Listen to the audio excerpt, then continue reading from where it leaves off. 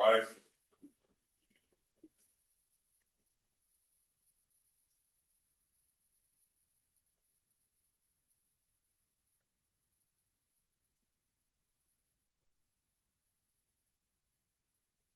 Here, Court of Appeals to State Commission in the following session.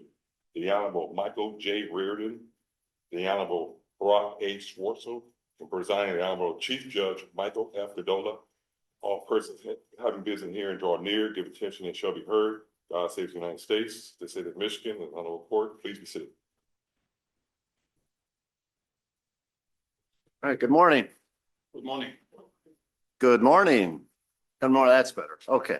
All right, welcome to the Michigan Court of Appeals. On behalf of my colleagues, Judges Reardon and Schwartzel, this is panel 4 in Lansing. It's the first day of our case call, 10 a.m. call. I'll give you, the lawyers, my usual admonitions. We've read your briefs. We've had reports from our staff on all the cases we'll be hearing today, so we're well familiar with the facts. You don't need to belabor the facts. Just cut right to the most decisive legal issues and let us know as succinctly as possible why you think you should prevail in your appeal today. In any cases involving minor children or protected persons, I don't see any on the 10 o'clock call, but please just initials only, no proper names. These arguments are being recorded and will be uploaded to YouTube within the next 24 hours. So with that, I think I can call the first case of the day. That would be item 1, docket number 379356. People of the State of Michigan versus Cyrus Nasseh Abadi. And good morning, Your Honor, and may it please the court. I'm Uwe Daus, counsel for Cyrus Abadi. Mr. Abadi is present here this morning. This is his case and his life, and he is much invested in both. So may I move the microphone? Yeah, please. Thank you. It's somewhat in my face. Your Honor, before the court is a straight up single legal issue, the issue being whether the rape shield statute applies to preliminary examinations. Yet there are two other aspects to this appeal that I think make it bigger and weightier than otherwise it would be. Those two aspects are, one, it does not happen every day that minutes before an exam gets underway, a prosecutor takes an unsupported legal position and derails the exam with it.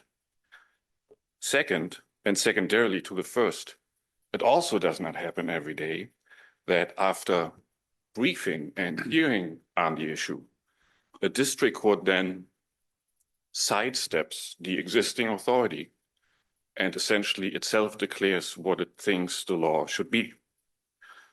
Those two aspects, in my mind, make this appeal bigger and weightier, make it about the rule of law and the rule of rules, as opposed to the rule of people and their notions of the day. We are distinctly grateful to the institution of this court for having taken this appeal, and we are grateful to be heard.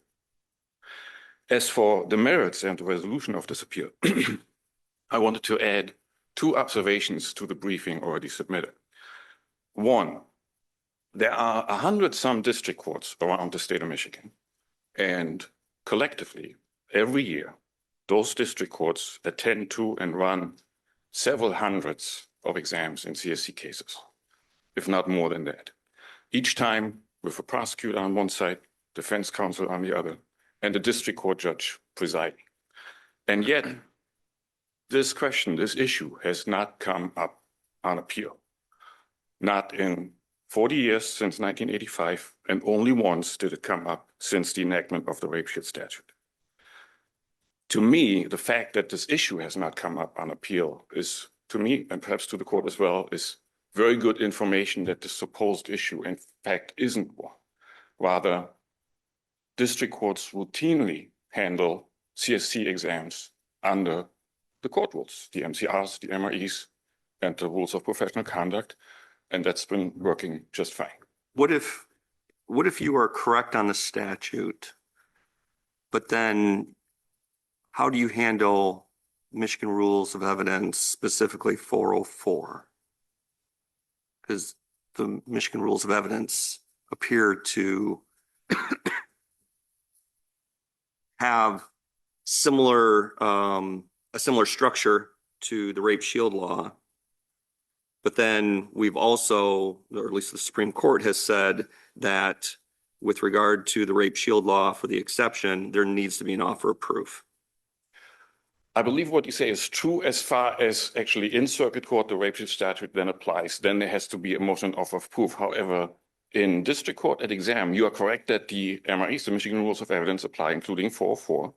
And in that rule, the Supreme Court long ago adopted what essentially is the substantive limitation of the rape shield. If you think of the rape shield, before enactment of the statute, essentially any past sexual conduct of a complainant was fair game, could be inquired into, could be made something of. The rape shield itself, if you think of this as this much of a possible realm of I evidence. understand that. At least I understand that. I mean, the rape shields are overriding thing, but even if, let's say you make that hurdle, what about 404A? You got an additional hurdle.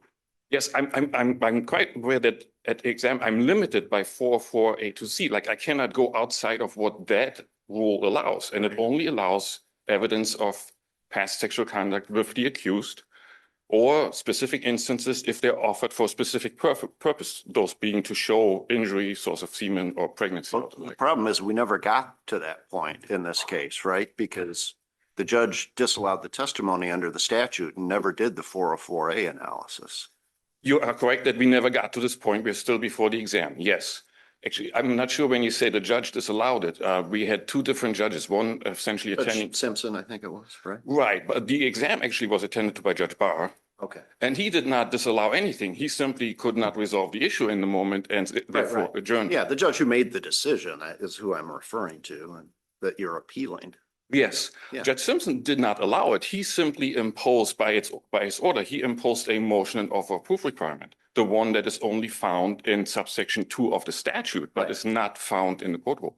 Right, and that's what I'm getting to. I mean, the Michigan Rules of Evidence provide for an offer of proof, MRE 103.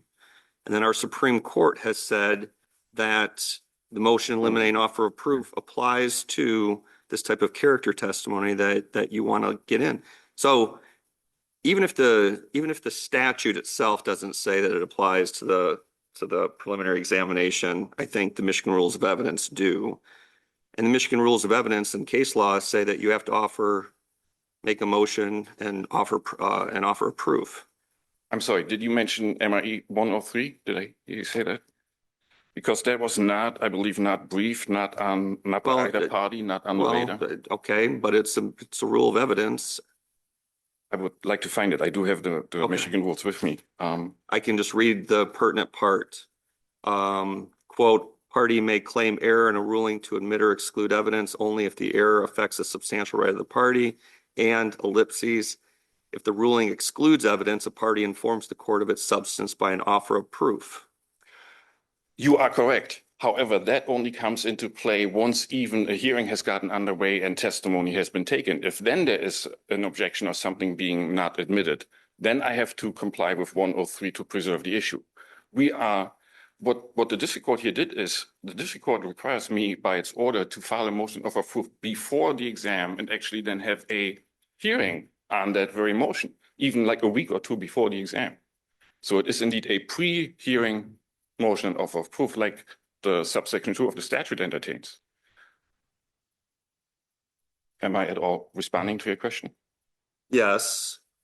What about People v. Whitfield then, which refers to the process of complying with 103, which would be a motion in limine and an offer of proof?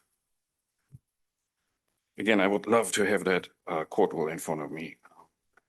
If I could. Well, I guess, whether you make the offer of proof during the preliminary examination or 2 weeks before in a separate, a hearing, I guess, what's the problem? Thank you for asking. If you're not able to make the offer of proof, if you have concerns about making an offer of, getting a motion in limine granted 2 weeks before, what do you think? Why do you think that it would be any more successful during the middle of the preliminary examination? Thank you. Now I understand your question. The difference between the two is that a pre-hearing motion offer of proof greatly serves to educate opposing counsel, as opposed to making that offer in court when it's required, and then respond. First, it would have to draw an objection. Whatever I'm asking, it would first have to draw an objection from the prosecutor.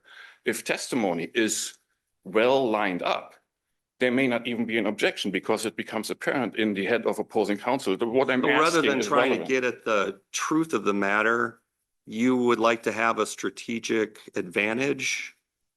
Is that what I'm hearing? I wouldn't call it that. I would like to conduct this all within the rules. And there is nothing, no basis for a pre-hearing motion of proof before exam. There's just no law that requires it. So 103 You does can not make your offer require. of proof at the prelim is what you're saying. Yes, You don't have to file a motion ahead of the prelim. that's I correct. don't see why you would have to do that either. Sorry? I agree with you. Thank you. Yeah.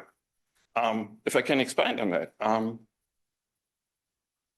there's nothing untoward going on here. I do think there's nothing wrong whatsoever with, in any case, with out thinking, out preparing, out arguing, out lawyering opposing counsel, as long as it's done within the rules.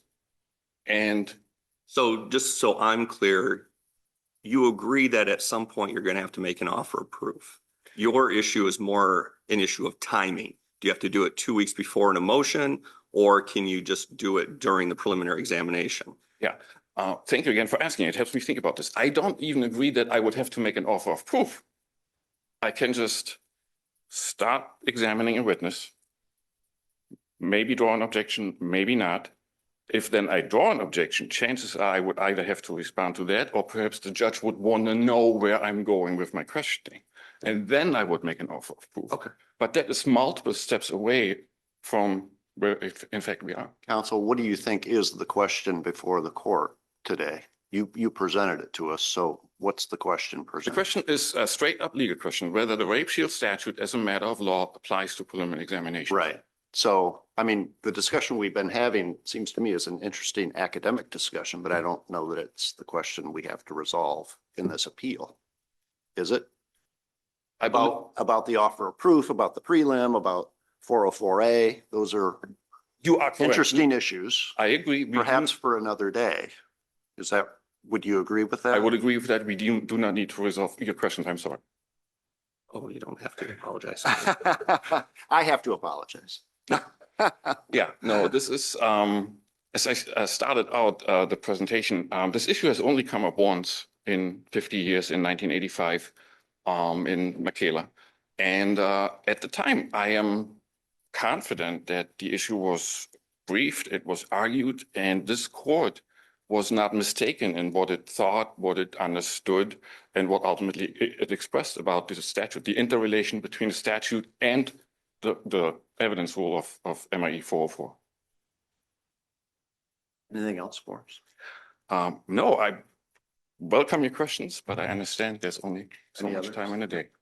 Okay, all right, thank you. Thank you. We for- appreciate your arguments and your appearance here in court today, and the case is submitted. Thank Thank you. you very much. All right. That takes us to item 2. Docket number 378335, People of the State of Michigan versus Tyler Elgar Cotton.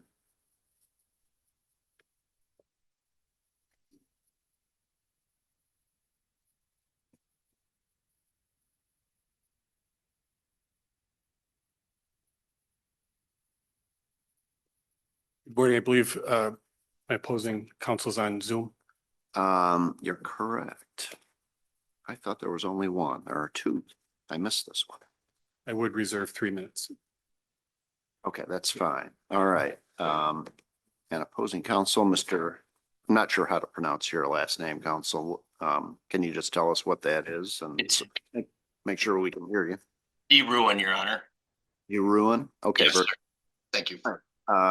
Mr. Waters, I Thank you. take it you may give us your appearance and proceed.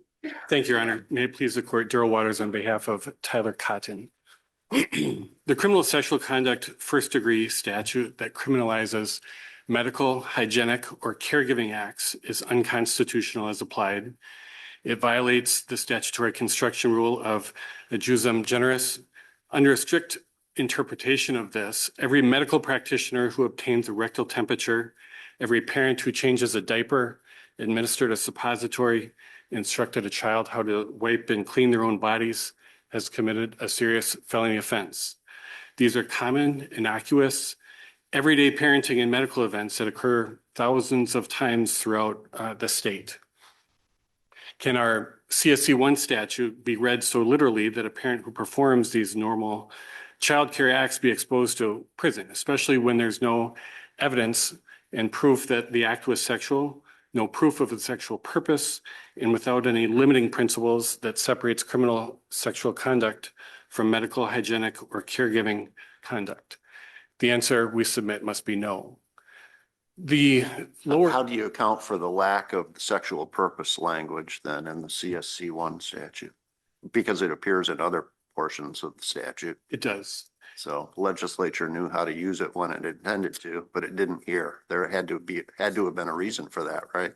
So I believe that they call it a sexual penetration, right? They prohibit the sexual penetration, and that itself is referenced in the definition statute on there. And the sexual penetration statute references sexual intercourse, cunnilingus, fellatio, and anal intercourse, and then it says all other penetrations.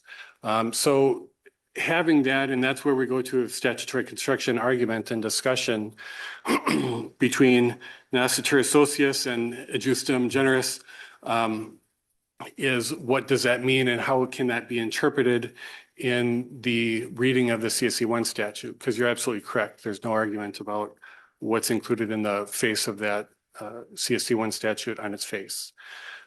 With those construction doctrines and canons, it necessarily requires a sexual purpose. Those items all have sexual purposes. Because of the nature of the act. Correct. Has a sexual purpose. Correct. I see. Okay. So there's plenty other acts that could be included in that list, but it's not any act because of how it was determined. And under those doctrines, it should be narrowly interpreted to only include acts with a sexual purpose. Otherwise, the legislature would frankly be criminalizing their own actions if their parents be criminalizing the actions of the judge. I listened to the Overton discussion, and we had justices or hearing say that they had administered suppositories to their children, or that's a normal common. Are you distinguishing between purpose and motive?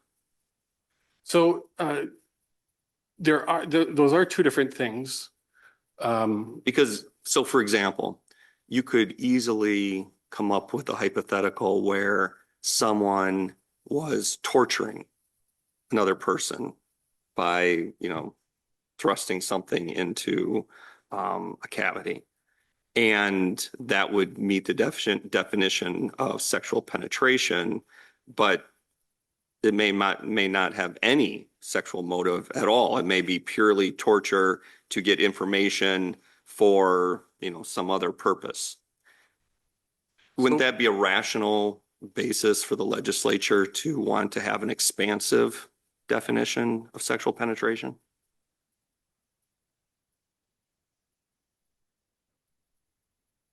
Well, I'll analogize purpose and motive for that. If you're talking about purpose for the purposes of sexual arousal or gratification or something like that, that would be different than a torture or humiliation or that type of purpose for that.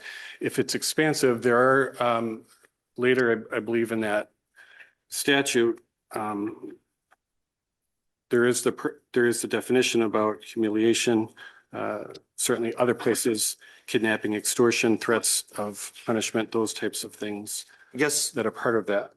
What I'm struggling with is the question of whether, I tend to agree with you that there has to be some common sense, parental hygienic treatment. Is that part of the elements, or is that better understood as a defense? I believe it has to be part of the elements. I don't think that would be a necessary affirmative defense.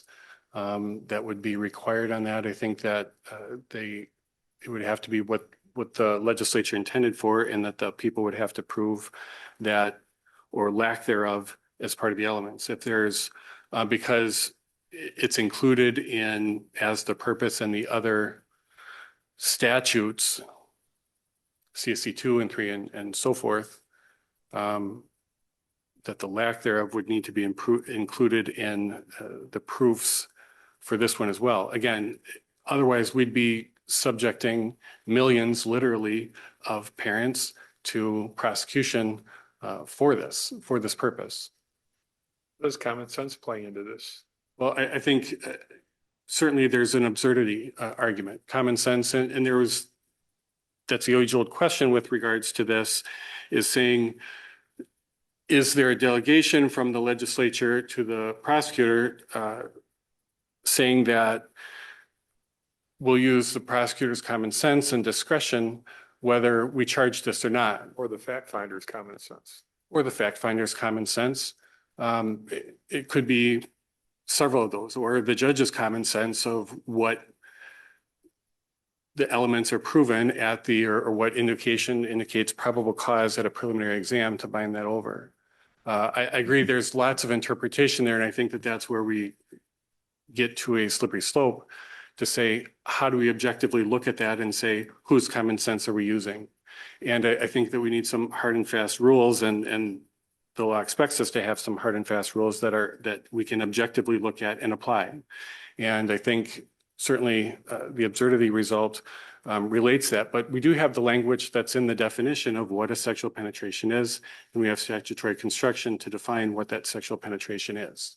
So I think marrying that together, certainly not, I don't think it's in anybody's mind to criminalize routine caregiving acts, diaper changes, medical care, without requiring the proof of the sexual purpose. I believe that violates due process and parental rights. We have an overbreadth in that standpoint, criminalizing necessary medical and caregiving conduct, and it does become an absurd result.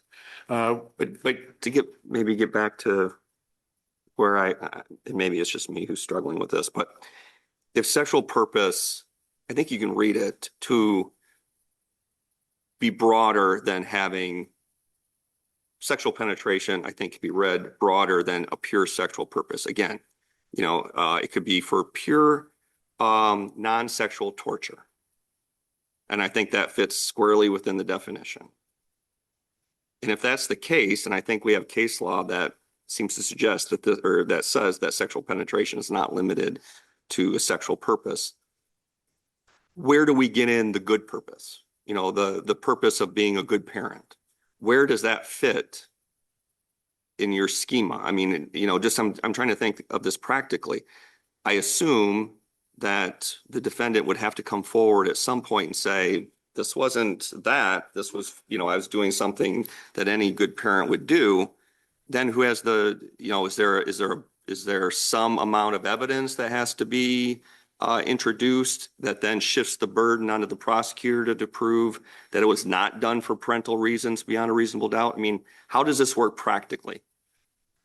Well, I don't think it should shift the burden onto millions of parents to defend themselves from everyday caregiving events. But do they have to offer any evidence, or is it just, a pure element that the prosecutor has the initial burden right from the outset?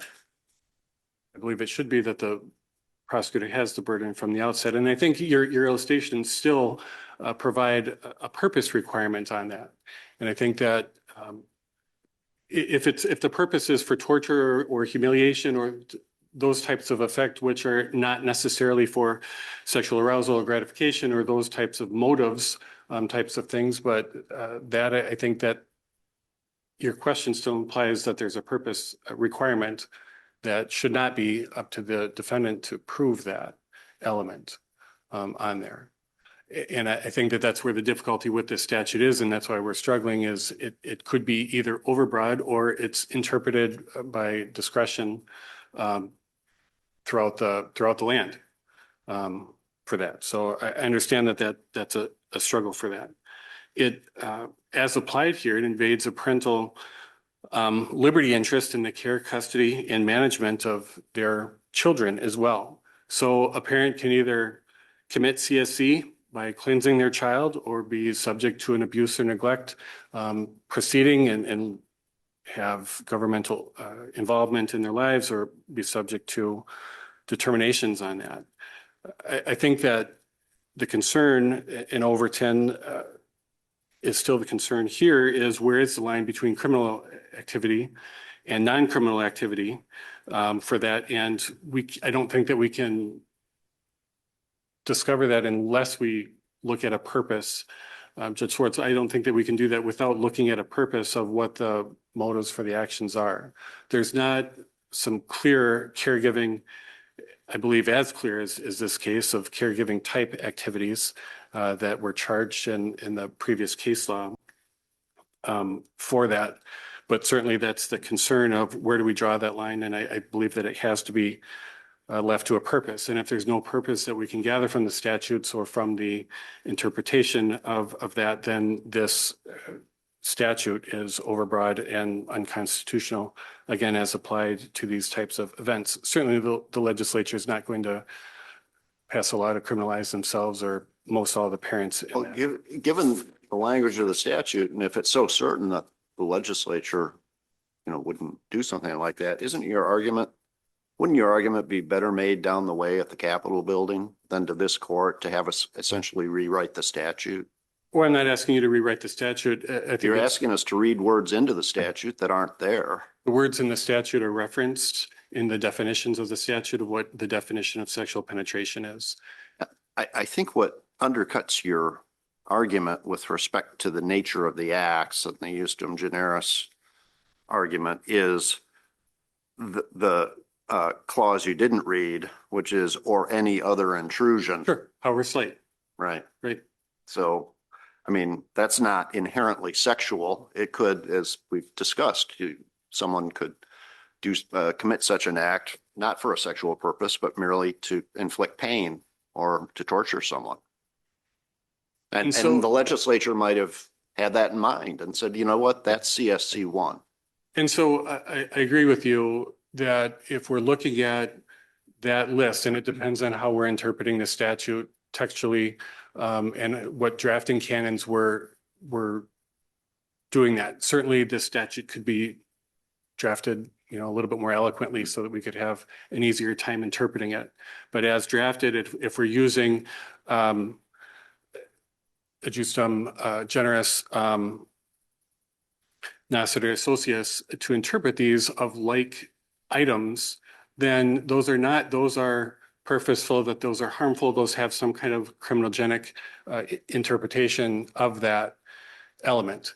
And that's certainly what the legislature did when it referenced that and That's a drafted little bit it. different argument, not just inherently sexual, but inherently criminal in motive. I understand that. What about people be Levron? Which part of it? It's a 2024 case that talked about sexual penetration and sexual contact, the definitions, and that said that sexual penetration need not be made for purposes of sexual arousal or gratification for sexual purpose or in a sexual manner. So I think maybe that's the same question. If was that a CSC 1 case or 2? 1, okay. If there's it still goes. All I'm suggesting is that we may be bound with regard to your first question in terms of that the definition does not require a sexual purpose. And if we're bound, I presume you want us to say that we disagree, but let's just assume for purposes of my question, we're bound. What is I think you make a constitutional argument. What is, if we do agree with you on the constitutional question, then it's a little bit more kind of wide open in terms of does this affect the elements? Does this create some kind of jury instruction requirement in certain cases? I'm still trying to figure out exactly how this works, assuming that we can't just say, well, it's part of the elements and we're done. Sure. So assuming it's not part of the elements, how would we tackle this? Well, I believe that there's a jury instruction that's on point that we craft on that. It would be part of the elements. But it's not, that's not a model jury instruction, correct? It's not anymore, right? That Okay. we had the history on that from decades ago. Okay. That was changed inherently on that. If the definition, I understand that that's what the case law is and says for different purposes. All of those cases had a sexual connotation, sexual type innuendo or effect that was considered as part of the underlying elements. Look at Jarman, Overton, most three that we've looked at and cited in some of those briefs, some of the cases, they had a sexual type of connotation on here. And the district court here, Judge Powell struggled with this. He says if this was, a finger in a vagina, that would be a different analysis than if it was this caregiving medical wipe or caregiving hygienic wipe to relieve constipation in this case. So I appreciate the name of this, and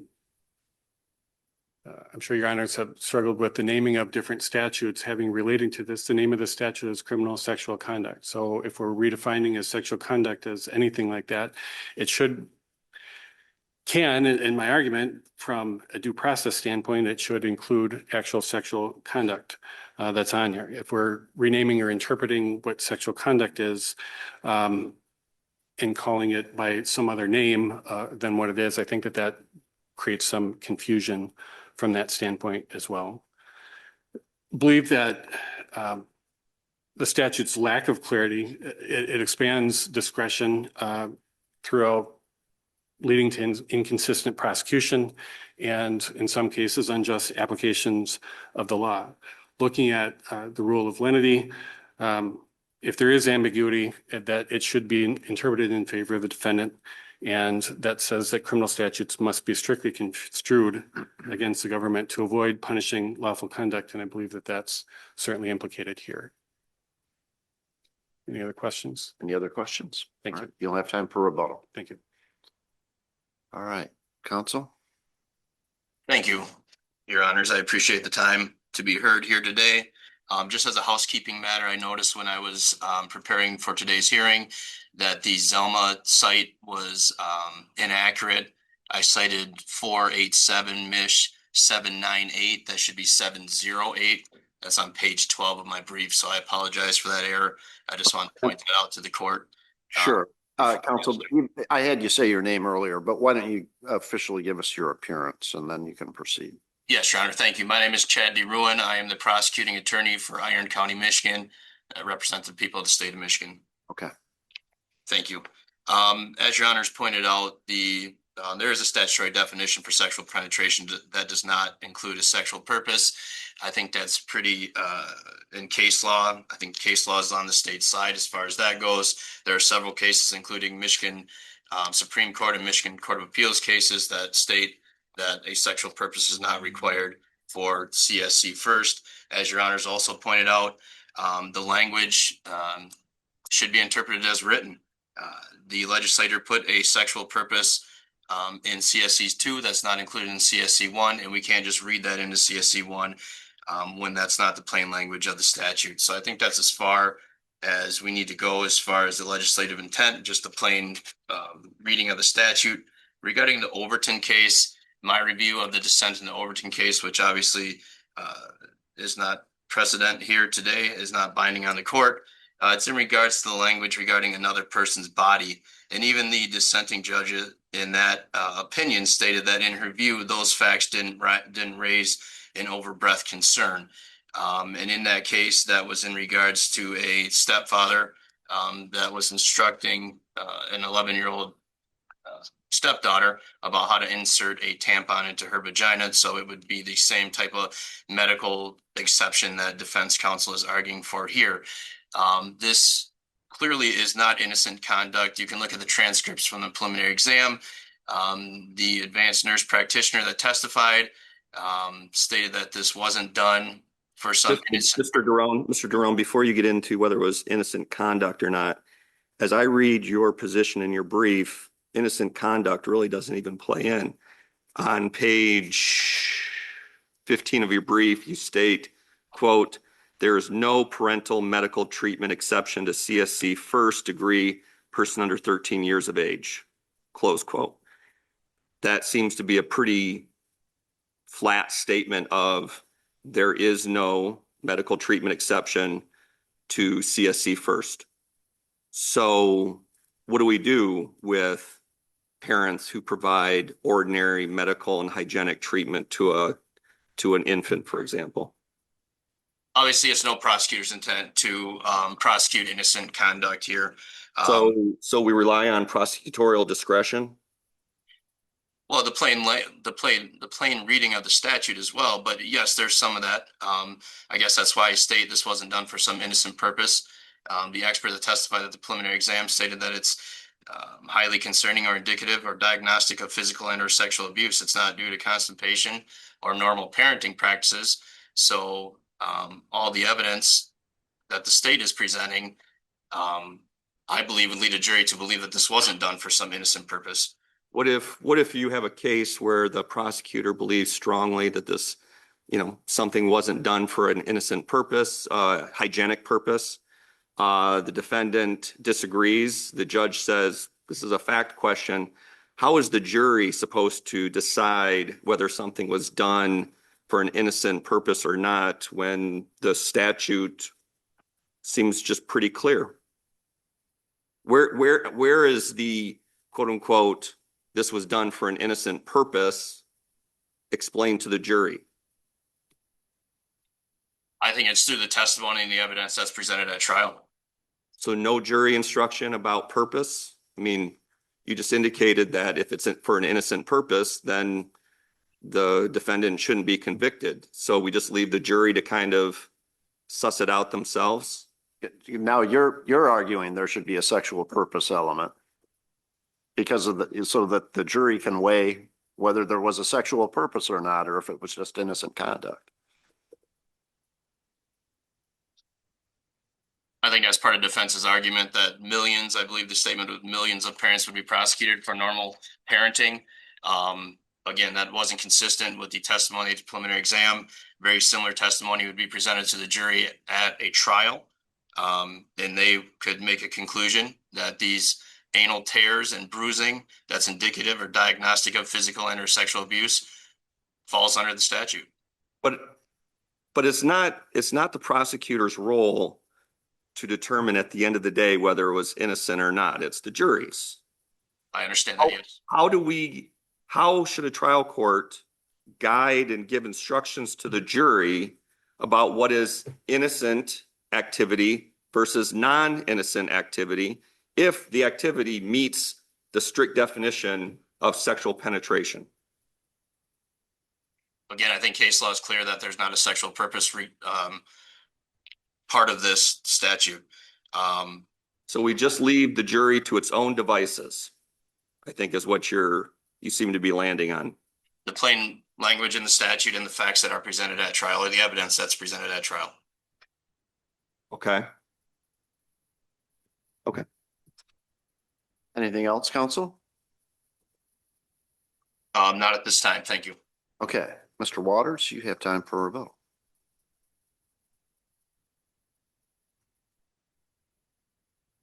Brief comments.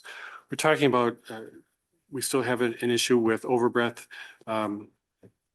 Reviewing that case, Judge Swartzel, regarding the medical penetration that again could have a sexual component to it. And again, that was done for medical or overbroad, unethical or unaccepted medical purposes. For that, so I would distinguish it in that way.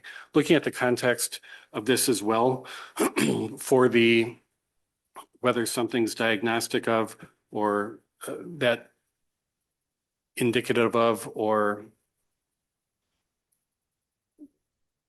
consistent with, those are terms of art. And I believe that those are necessary to be fleshed out in a determination of a probable cause determination. And if something is, the witness didn't have any information, and she said, I have no information that this is for sexual purpose or that this is sexual conduct on there, because she didn't have any evidence of, nor do I believe that there is any evidence of that I'm aware of for this. In another context, we have somebody who is found with 20 knives, and that could be concerning of any number of crimes. But if they're the other information in the context, if they're in their kitchen, they have knives in their shelf or knives in their rack, there could be preparing dinner or just washing dishes. So context is important on this, and context is essential for this. And I don't believe that our laws would leave that and our jurisprudence would leave that to the jury without better information. I don't believe that the legislature either intended to delegate that obligation to determine what type of action was criminal or not. And I think that what that does. For those reasons, we'd ask you to hold that the CSC 1 statute is unconstitutional as applied and read to criminalize these medical, hygienic, or caregiving penetrations without a sexual purpose limitation, and dismiss counts 2 and 3 or remand for further processing. Any other questions for Mr. Waters? Nope. All right, I have one. Yes. I'm intrigued by your tie. Is that script on your tie, or is it just a design? It is. It's the Declaration of Independence. That's what I was guessing. I really like it. I don't know where you got Very it. but patriotic of you. Yeah, it's a nice looking tie. America 250. That was, I had it right. So, all right, Very good. well done. Thank you. All right, case is submitted. Thank you for your arguments. We appreciate you being here today. Thank you, gentlemen. Thank you. All right, that brings us to item number 3. Docket number 374362, People of the State of Michigan versus Cameron Michael Gailey. Mr. Gentry.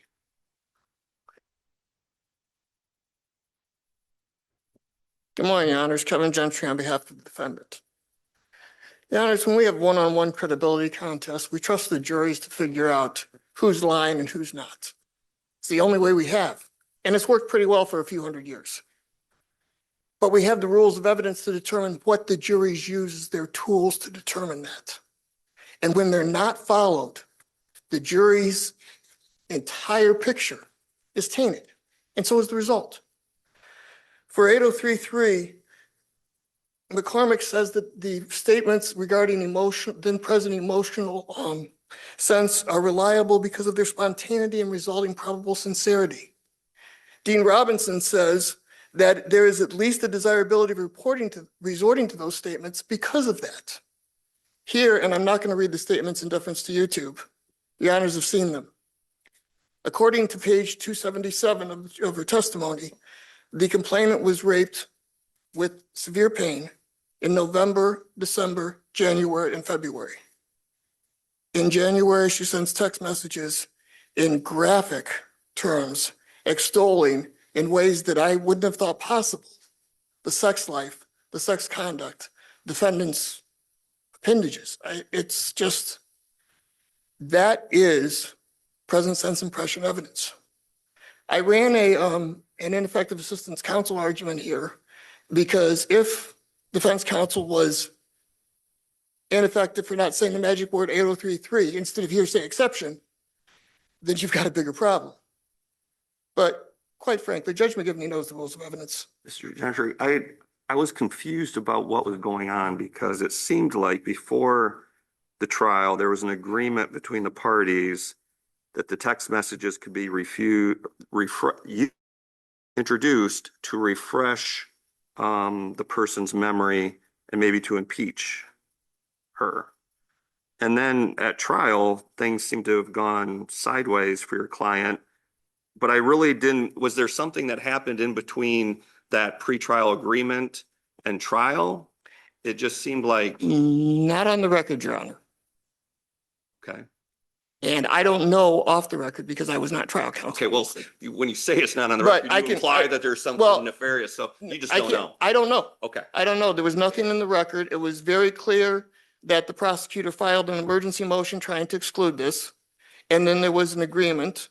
And then the prosecutor withdrew their motion subject to, and the agreement was subject to that they can make an objection. So they made an objection. And then trial counsel said, well, it's an exception to hearsay. And Judge McGivney, who knows the rules of evidence, said, no, it's not. He was wrong, Your Honor. It's that simple. I didn't know if there was something else that I was missing, but okay. Your Honor, I had the same problem reading the transcript as to how we got here. And part of it has to do with the fact that we had a successor judge here. Judge Hattie originally, a long time before, ruled that these messages would be admissible as I understand, as I read it. And there were some, shall we say, generous offers based on that. And then the emergency motion happened. The agreement happened, whatever that was, which again is not clear on the record, except that there could be an objection. There was an objection and they were excluded. And that deprived the jury of any ability to figure out what was going on in this case. That really, really just made the reliability of the verdict impossible. You cannot reconcile those clearly exception to hearsay statements with what the complainant said. And if we're going to trust the jury to determine who's lying, we got to let them know what they're saying. I'll reserve the rest of my time for rebuttal. Any other questions first for Mr. Gentry? Okay, you'll have time for rebuttal. Good morning. May it please the court, Brandon Ciciotti for the people of the state of Michigan. As the court's, I'm sure, very aware, this case essentially presents two questions that the court has to answer. First, should this evidence have been admitted? And, if there was an error, regardless of whether it was trial counsel's fault or the judge's fault, should it have been admitted? And the second question is whether the defendant was prejudiced by the non-admission. I want to start by stating that appellant's case relies on a faulty understanding of the record to make his case and thereby greatly overstates it. I was particularly struck by, for instance, page 6 of his reply brief. There's a sentence that states, all the jury knew from the evidence was that for months on end, every time the defendant inserted his penis into the complainant, it was non-consensual and god-awful painful. Now, no part of the record supports that statement. I have a little bit of a timeline here. I think with references to the record, I'm guessing the court probably doesn't want me to get into that. But suffice to say that what was actually clear from the testimony was that at least up until the time these messages were sent in the beginning of January, the complainant and the defendant continued to have consensual sex actually throughout the relationship. And at least up until that point, she at least sometimes enjoyed it as well.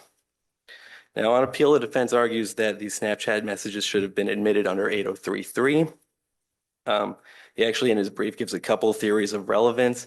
One is her unending love for the defendant and the desire for the relationship to continue. But I think what Mr. Gentry really wanted to do was try to impeach her credibility with these statements about how much she enjoyed her sex life with the defendant.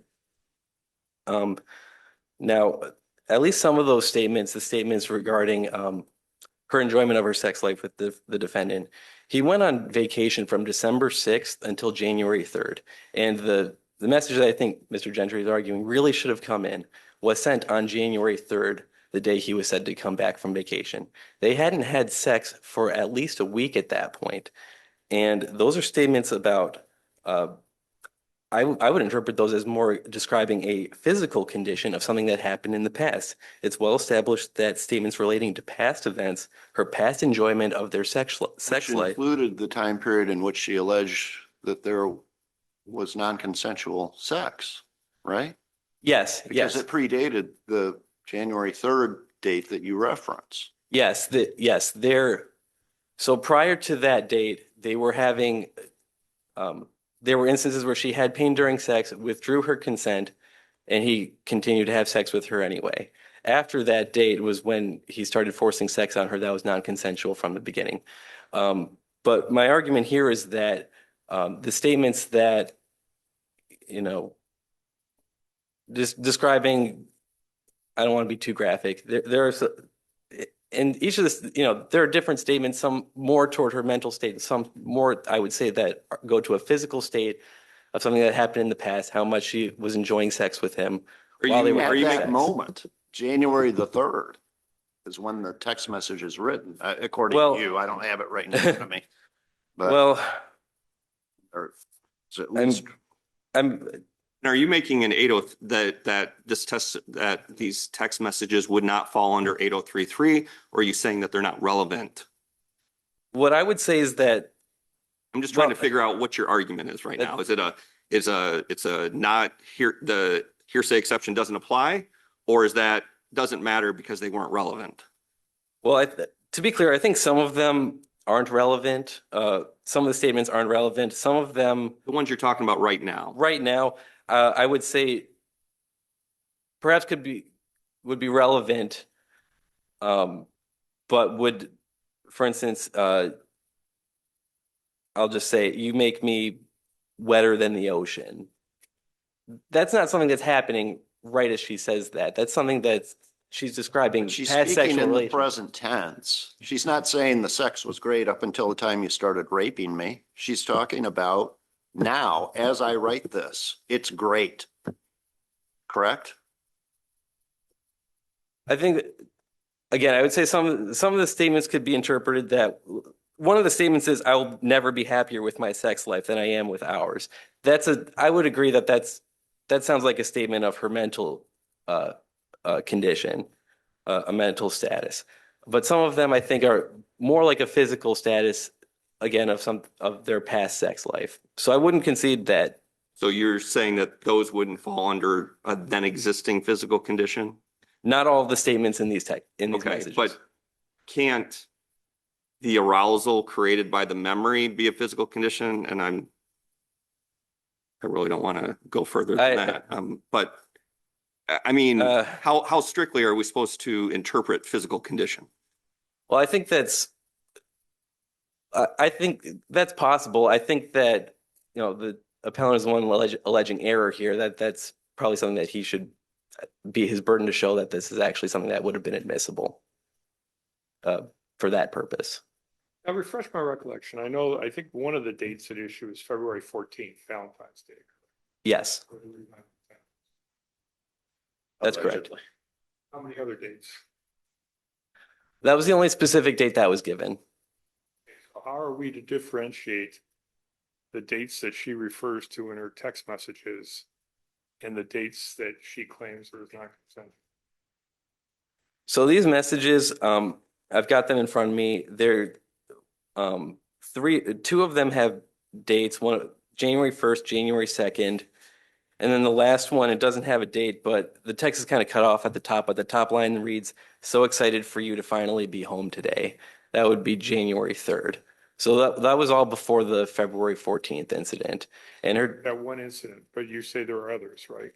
yes, and perhaps this is where I could talk a little bit about what the testimony said in the record was that the parties moved in together in November. Shortly afterward was when she started experiencing pain during sex. She would tell Then they him to changed stop. positions, didn't they? That was his testimony. I thought that. Well, her testimony was that he would change positions with her, but she would tell him to stop. I don't know if she didn't testify to the purpose of that. Maybe somebody could I don't know. infer it that In way. terms of That was his explanation. the acts of conviction, Yes. the things that this defendant was convicted for, how do we know necessarily that they were post January 3rd, other than the February 14th one? I guess I don't know how to. I'm not very familiar with the closing arguments, frankly. Perhaps I don't perhaps know. the transcript would. I'm not sure that I care about the closing arguments. The evidence, the testimony. How do we know, other than there's the February 14th, so we know that Right. one. But Yes. I believe that prosecution claimed other acts Yes. for which he was charged for. And how do we know that those other acts occurred post January 3rd? Is there any evidence in the record that you can point us to that would show us that he was out of town and he came back and this trip was out to Saginaw and this clearly had to have been February 1st? You make the inferences. Is there any way we can make those inferences in terms of timing? Well, I think that the most specific thing that I could give you from her testimony is that he began forcing sex on her, quote, between January and February. That would be volume 1 of the trial transcript, page 277. Okay. Now, I perceive the court might have a difference of opinion with me about my argument. There's a February 403. 26th text message, isn't there? I don't believe that was the subject of this appeal. Oh. Well, I know the prosecutor objected to its admission. And I think it was excluded. That's Yeah. that's probably correct. Yeah. The way It's I not just a January 3rd text. well the way I read and I don't know the context of that message. The way I read the appellant's brief in that case was that specifically it was these 3 messages during the December into January trip. Would assume we're going to look at other text messages that were objected to and excluded. So the February text message, what is your position on that? Was it properly excluded? And if so, why? I don't think I'm sorry, Judge, I don't have an answer for you on that because I don't know the contents of that. I think that my recollection from the record is that there wasn't a foundation that was laid, I don't think, to admit that Foundation evidence. laid for the text messages? There was no foundation? That it was that a hearsay exception applied. Now, if the court finds that these messages should have been admitted, I think there's still a prejudice question that needs to be answered. There was plenty of evidence in the record demonstrating that the victim and the defendant continued to have a consensual, even satisfying sexual relationship into the new year. I think you have to deal with I've never seen this before, where a jury was polled, a juror had a question with regard to text messages, then they went back. Clearly, this seemed to have been, at least on some of the minds of the jurors. How do we just kind of skip over that part? Well, I think the jury might have wanted to know certainly I think the jury probably wanted to know what was in the messages, but the fact that they wanted to know what was in the messages doesn't mean that the contents of those messages actually would have changed the result here. Would have changed it for one juror, at least, Well, I'm not seems. Because the juror indicated some doubt about his or her vote after someone in the gallery made a comment about the text messages. Well, that juror was ultimately persuaded the other way. I don't think we can say certainly one way or the other. We know the jury wanted to see the text messages and were told Well, that they couldn't see them. And then when they were raised, sort of outside the record, if you will. well, at least one juror wanted to see the messages. But again, I The don't, jury asked, that's fair. during their deliberations. We don't know how many. It might have been every juror. Right. Now, so the jury, jurors often want to see whatever evidence they think that they have that might have been missing from them. I think that doesn't conclusively show that the evidence would have actually changed their mind had they seen the evidence. So in this case, again, These text messages were pretty graphic. You don't think that would have any impact on a reasonable juror reading them within the context of this trial? it's possible that they would have. I think that there's also, the judge also excluded them under 403.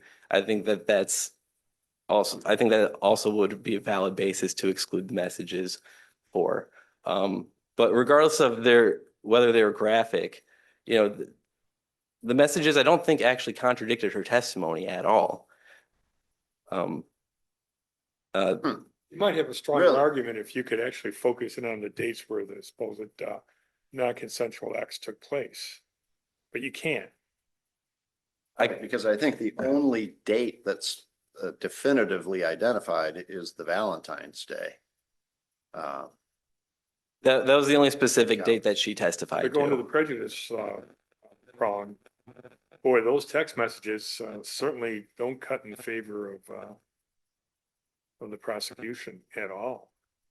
Well, I think that I do think that the graphic nature of the messages presents a considerable risk of shocking the jury's conscience and distracting them from the That's your 403 issues. argument? That I would maintain a 403 argument here as well. I think that to the extent that, well, I could just pull up one of these messages, the one Sorry, that. We've read them.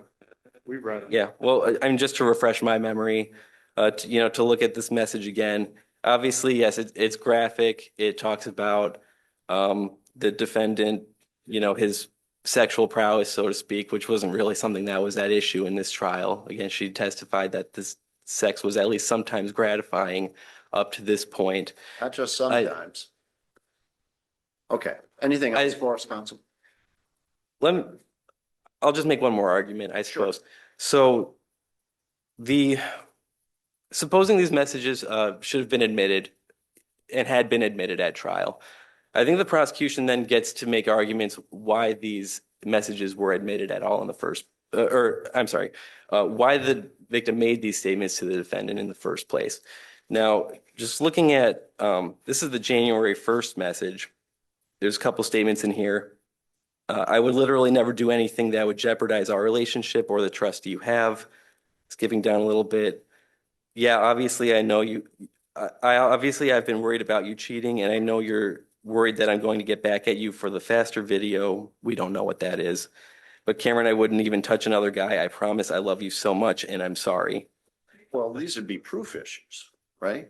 You're assuming under your hypothetical, if the messages come in, well, now you or one of your colleagues would be able to question the complainant about what was your motivation in sending these. So Yes, that doesn't have anything to do with whether or not they come in. it would go to prejudice, Your Honor. But now we have to, is there any offer of proof that gives her motivation for sending this in terms of that something that's not obvious? So for example, that maybe she was scared of defendant and she was trying to, ameliorate him somehow or make him feel better. Yes, actually, and yes, you actually saw exactly where I'm going. So that message shows that there's issues in the relationship. The message the next day says the same thing. This message is when he's finally coming home, and you can see she's talking him up. This is, clearly there's hyperbolic language in this message. And the other thing I want to point to is that this was mentioned in the appellant's brief, that there was a pretrial ruling on this voicemail message that was ultimately suppressed.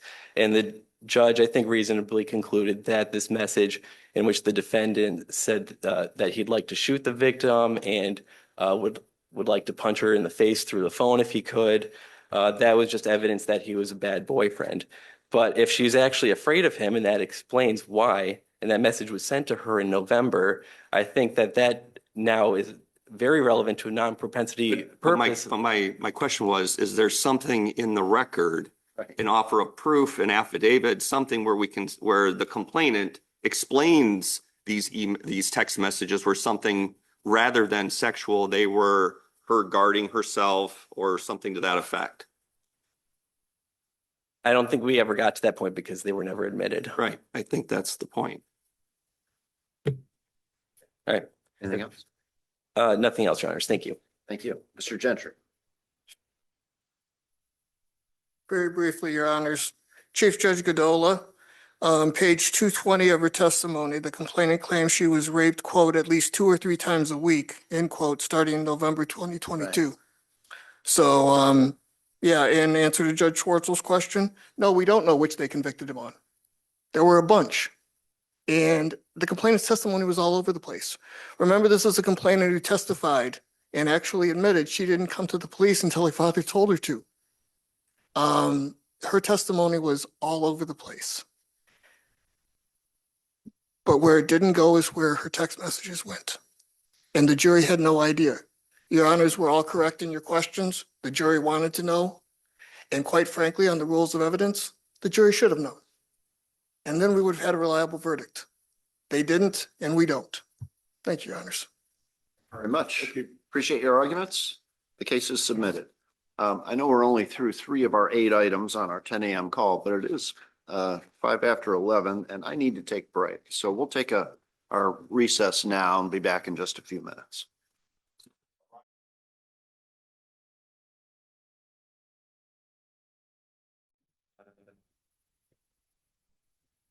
Court of Appeals, State of Michigan is now in session. Please be seated. right, we are back.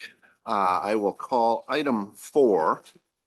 That is docket number 373-275, People of the State of Michigan versus Jerron Corley. I don't think anyone's checked in for item 4, so that will be submitted on the briefs. That brings us to item 5, docket number 373-625, People of the State of Michigan versus Raymond Vern McLeod. You warned me about that. Yeah, right. Yes. Good morning, Your Honors. My name is Jana Matthew. I'm here on behalf of Raymond McLeod, the defendant appellant. So what we have before us today is a case of Schrodinger's gunshots, right? The thought experiment that Schrodinger put to the quantum physics world that I think is interesting and applies to this case is he asked us to take a hypothetical cat and lock it in a steel box with radioactive atoms that would eventually kill it. It's hypothetical, bear in mind. And the question is, when you cannot see inside the box, is the cat alive? Is it dead? Does it exist in all states simultaneously?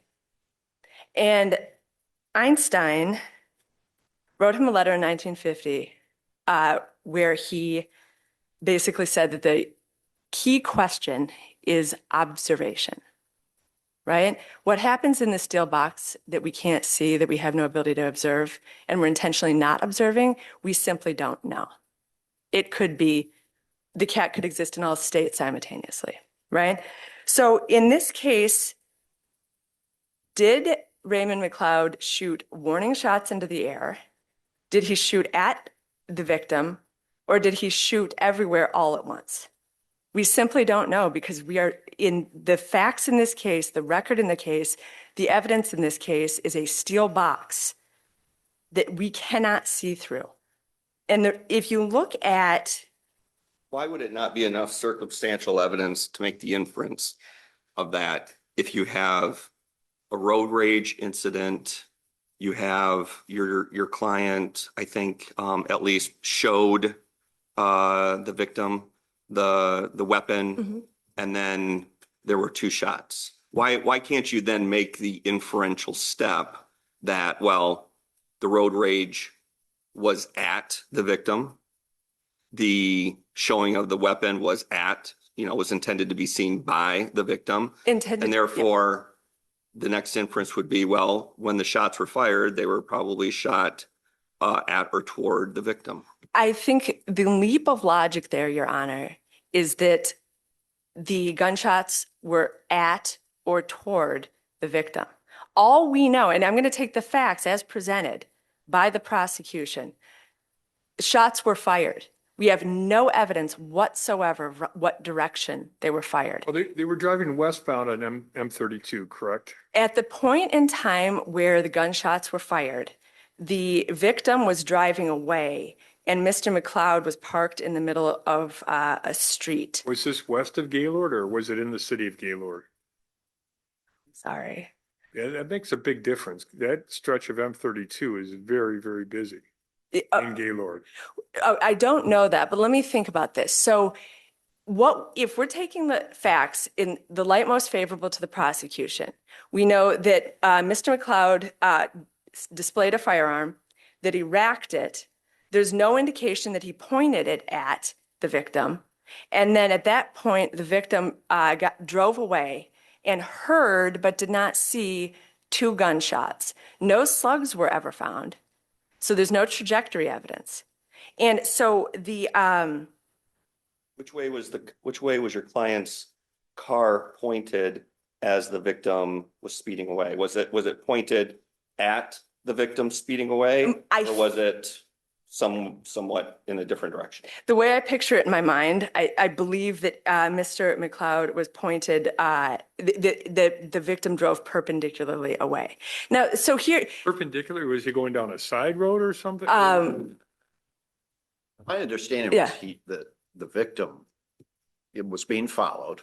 They're headed westbound. Is that correct? Correct, yes. And that after he sees the display of the weapon, he manages to turn his vehicle around and head eastbound on M32. Is that correct? That, I do believe that is correct. I'm sorry, Your Honors, you know better than I do, but It's he, all Schrodinger's box. exactly, it's in a steel box. This but part what I I- think we can know, because I think it's in the record. Well, what's in the steel box is what What happened direction? next? What happened? Were those shots fired? And like, so if you think about it like this, the difference between shooting warning shots in the air and shooting at or towards an individual is a big difference legally. Reckless discharge of a firearm versus assault with a dangerous weapon, right? The legislature, as you obviously know, knows what they're doing. They're putting language in these statutes that means something. So when OV1, the language for scoring 25 points, explicitly states that 25 points can be scored when when the defendant discharges a firearm at or toward a human being. They specifically use the words human being, right? So road rage, right? Obviously what he did is unacceptable behavior. That said, it's just as likely that he shot warning shots to scare him as he did shoot at him. We simply do not know. And in fact, the prosecutor at sentencing said, I think the court can quite frankly score it either way, which is not a preponderance. So the leap of logic that the trial court made that I believe is clearly erroneous is that he took the fact that there were shots fired and made the leap to say that they were shot at or towards a human being when there is no evidence in the record that that is what happened. Now, the case that the prosecution cites, People versus Zawacki, leaves in the brief, the prosecutor leaves out key information, which is that in that case, in Zawicki, the defendant approached the victim in the victim's car, and was shooting his firearm, took his gun, pointed it right at the victim, and said, "This bullet is for your temple." And then as he started shooting, the victim pushed his hand away, right? That is undoubtedly at or toward. Now, the argument in Zawicki was that the defendant in that case was arguing that the language in the statute related to OV1 requires a preponderance of the evidence that the defendant shot directly at, right? That's not that's not the law. And the Court of Appeals found that shooting in the general direction is scorable under OV1. What should OV1 have been scored in your opinion? 5. Okay. For brandishing. Because of the a firearm. display. Correct. And, with regard to the brandishing, he didn't even point the firearm at the victim while brandishing it. That would have been scored at 15 points for pointing a gun at an individual. I mean, I do honestly think it's a bit odd that the legislature didn't differentiate between displaying a firearm and shooting a firearm. But what it does differentiate is shooting at or towards a human being. If the legislator wanted a category simply for discharging a firearm, the legislature is free to do that, but they didn't. They have not. And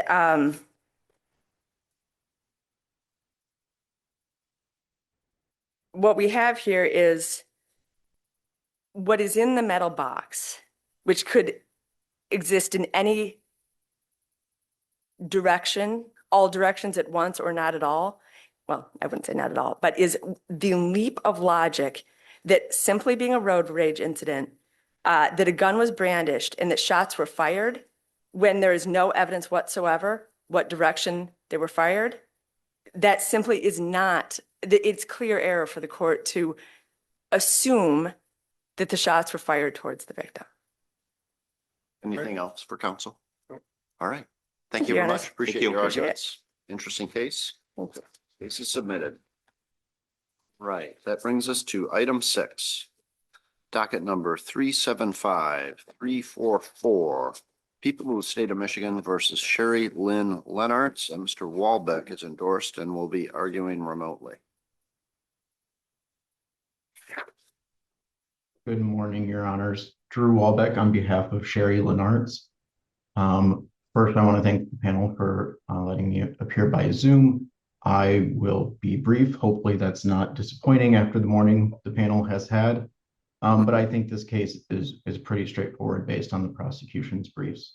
They concede error with respect to OV-19 that changes the guidelines by 15, or that changes the OV points by 15, which changes the guidelines. That controls the end result for the panel. In terms of OV 10 and 12, the prosecution implicitly at least concedes that the factual findings made by the trial court were not sufficient to score the guidelines because opposing counsel doesn't support the findings of the trial court. Instead, the prosecution offers new reasons that aren't what the prosecution offered below. And it's not this court's place to make new factual findings to support how the trial court scored the guidelines. Once upon a time, that was how this court reviewed guidelines errors. If there was any evidence in the record to support the scoring, the court was required to affirm. But in Hardy, the Michigan Supreme Court reversed that and made clear that we review the findings for clear error and then the application of law de novo. The findings that the court made here, which it did implicitly by simply adopting the prosecution's argument, were erroneous and not sufficient to score any of the three variables, and that changes the guidelines. So for those reasons, I would ask that the court vacate the trial court sentence and remand for resentencing. Any questions for Mr. Walbeck? No, I don't think we have any. Appreciate your arguments. Thank you for being here, and the case is submitted. Thank you. Thank you. Item 7, docket number 373630, People of the State of Michigan versus Stephen Michael Eastman.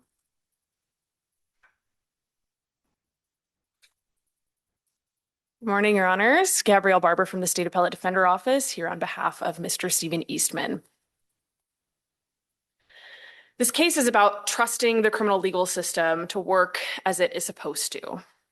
Mr. Eastman turned himself in, admitted to his conduct, and trusted the legal system to work as it is supposed to.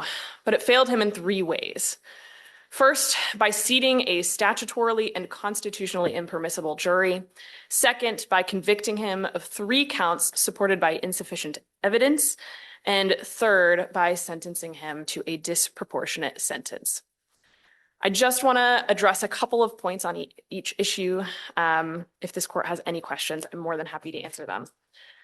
First, Mr. Eastman's right to a fair trial by an impartial jury made up of his peers was violated where multiple jurors were seated in a trial involving very similar charges just the week prior. 4 out of his 12 jurors oversaw a trial just the week before involving criminal sexual conduct and domestic violence charges. How do you get past the waiver issue on this? We argue that this is a forfeiture, not a waiver. And that's because rather than explicitly agreeing and expressing satisfaction with this jury, trial counsel merely didn't say anything about the jury. And the voir dire process doesn't overcome this forfeiture versus waiver question because trial counsel is merely dealing with the jury veneer that he was given. This jury veneer that included at least 4 more potential jurors, not just the 4 that ended up on the jury. He's dealing with this veneer that is made up of several jurors that appeared on the jury just the week prior in front of the same judge, same prosecutor, same court staff, and potentially other jurors who had been seated on other juries, although, I Doesn't don't. familiarity breed contempt? Sorry, could you say it again? Doesn't familiarity breed contempt? We're arguing the other way. I understand. Potentially. However, in the prior case, I mean, first of all, I guess we don't have any evidence on the record that that was the case. From what I have in the transcripts, it seems like everyone was very familiar in a very friendly way. The way that It's Midland, it's not Detroit, not Wayne County. right, It's a small area. and I think from the veneer Judge process, Beal is very well known up there. Yeah. He's active in the community, people are friendly, and he's definitely a friendly person. right? And so, I mean, to your point, maybe not reading contempt in the way that other cases might or bigger counties would. And I mean, again, because it is a small county and people do know each other, and the whole voir dire process, illustrates this for us, the familiarity in which potential jurors were with both Judge Beal and also other potential parties to the case as well.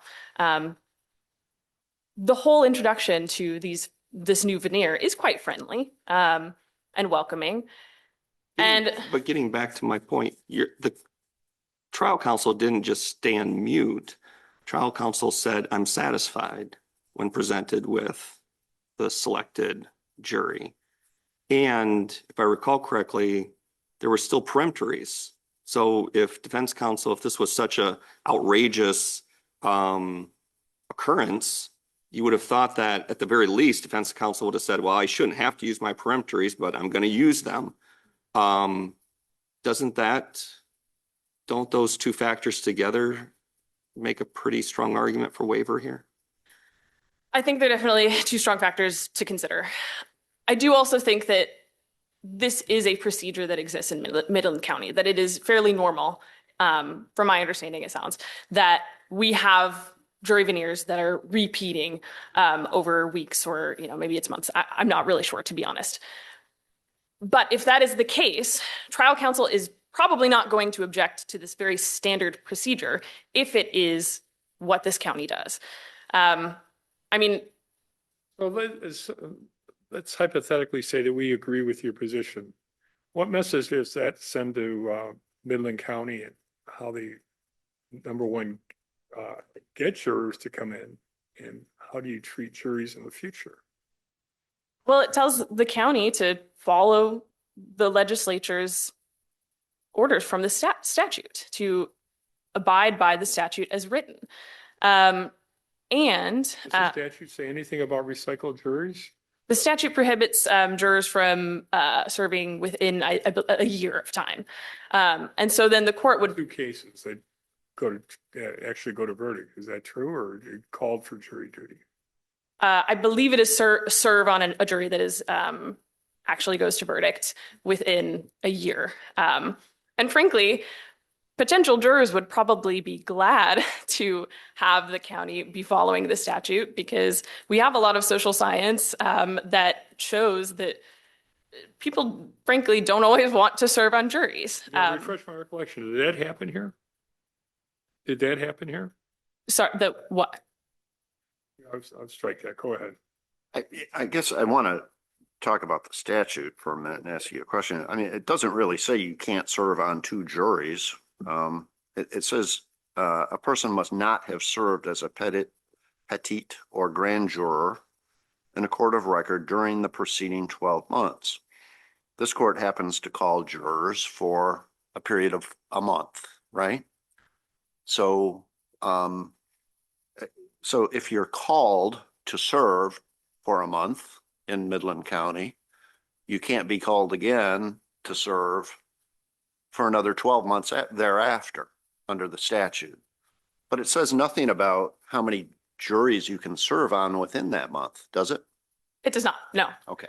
But I think in this case in particular, the error is really illustrated because these jurors were serving back-to-back weeks. And the potential for prejudice when you have 4 out of 12, I mean, this is a third of the jury, frankly, including the 4-person. That jury, those 4 jurors voted to acquit on one of the charges brought in the prior CSC trial, didn't they?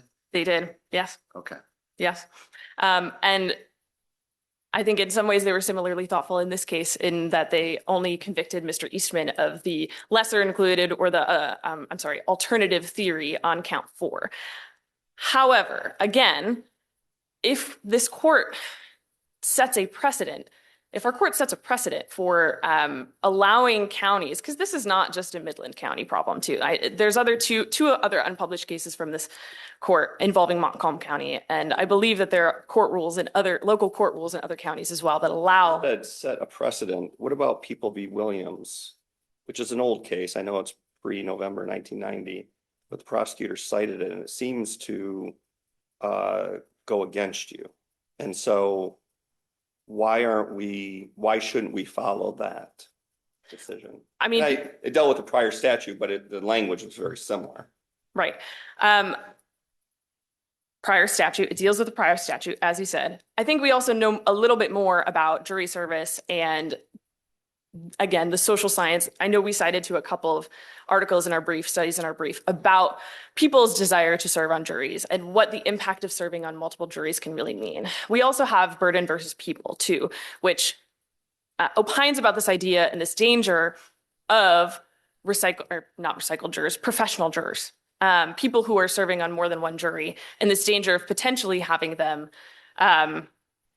direct the jurors who were not on that prior jury, be tired from serving jury service the week before, being overly trusted by the rest of their peers. And so I think that there are quite a few distinctions between this older case and the world in which that we lived in then versus where we live now, the statute that we have, the legislative intent we have from that statute that was passed and now exists that we're using to differentiate from Williams. And we also have People versus Yarborough. We also have People versus Miller.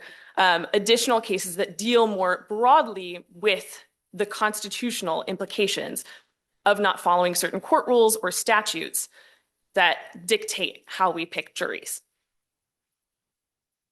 How were they paid? How were the jurors paid in Midland County? I would be guessing at this point off the top of my head.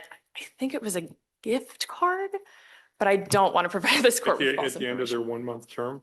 At the end of this case, I believe. At the end of their 1 month term, or do you know that? I don't know that. No.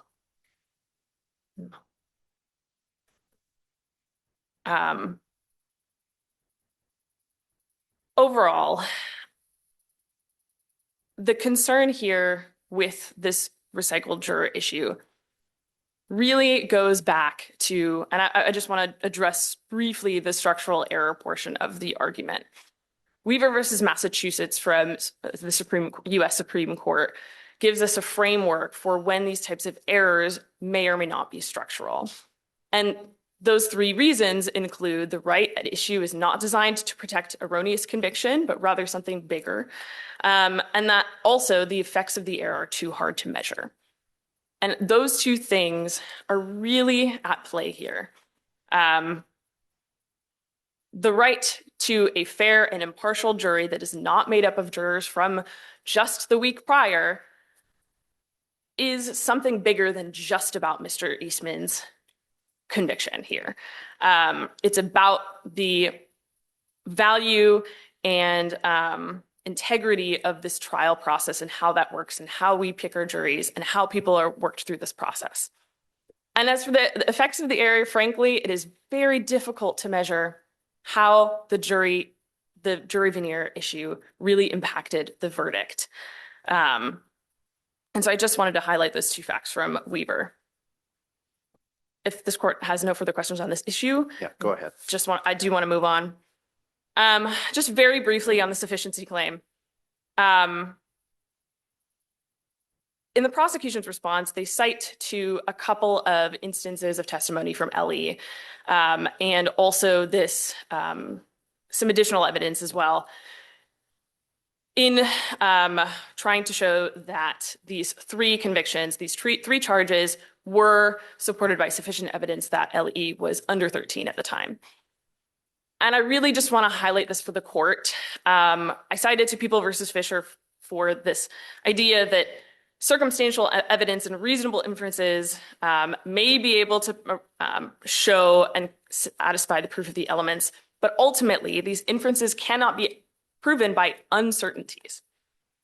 And if you take a look at the whole of Ellie's testimony, of Mr. Eastman's statements to the police, there was so much uncertainty about this timeline.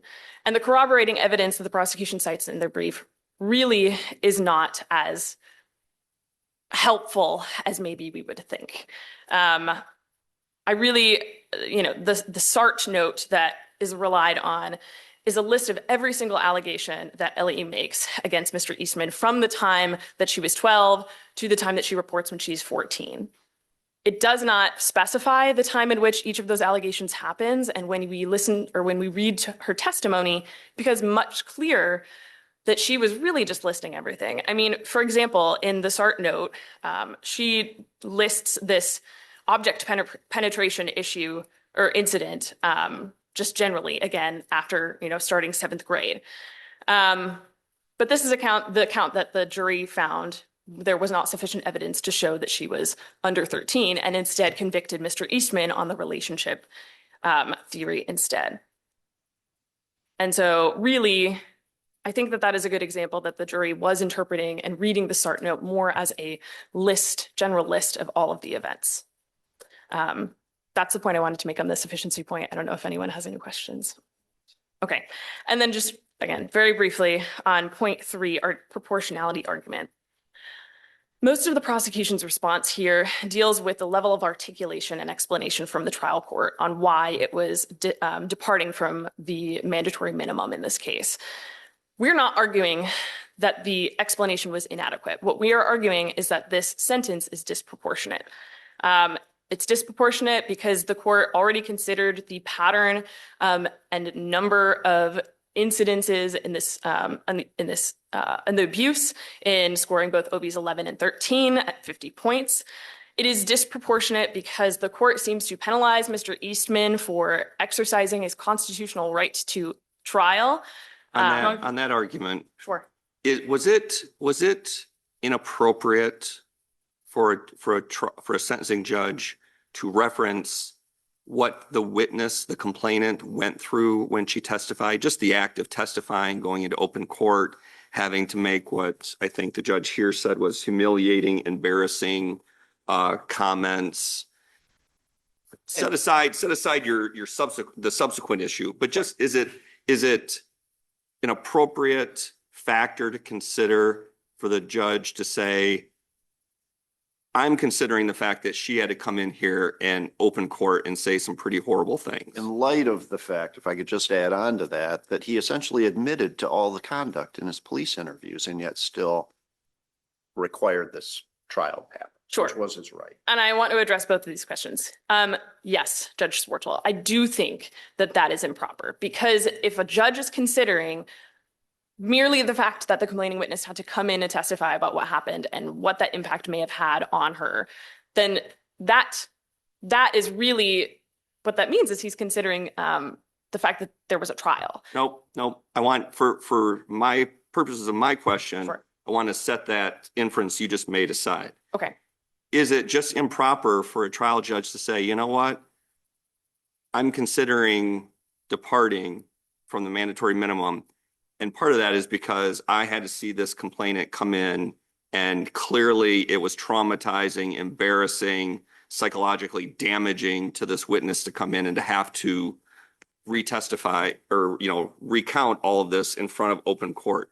Just that component, was that alone insufficient? Just looking at the witness and saying, I feel bad that you had to go through that. And again, if I could just add on, it's one sentence, I think, is what you're objecting to in a long litany that the judge went through. And it says, and I think there was no question that you were going to get convicted, and yet you still forced that girl to go through that trial. So we need to send it back because of that. Why? No. I'm not sure how to, because I think these are two separate answers. You might as well, we'll add 3 parts to it and then, I want to go back to what Judge Cadola just quoted. Yeah. And Judge Beal said, you have every right to do that. Right, yeah. But I have every right to consider the impact that has upon the complainant in the case. Yeah.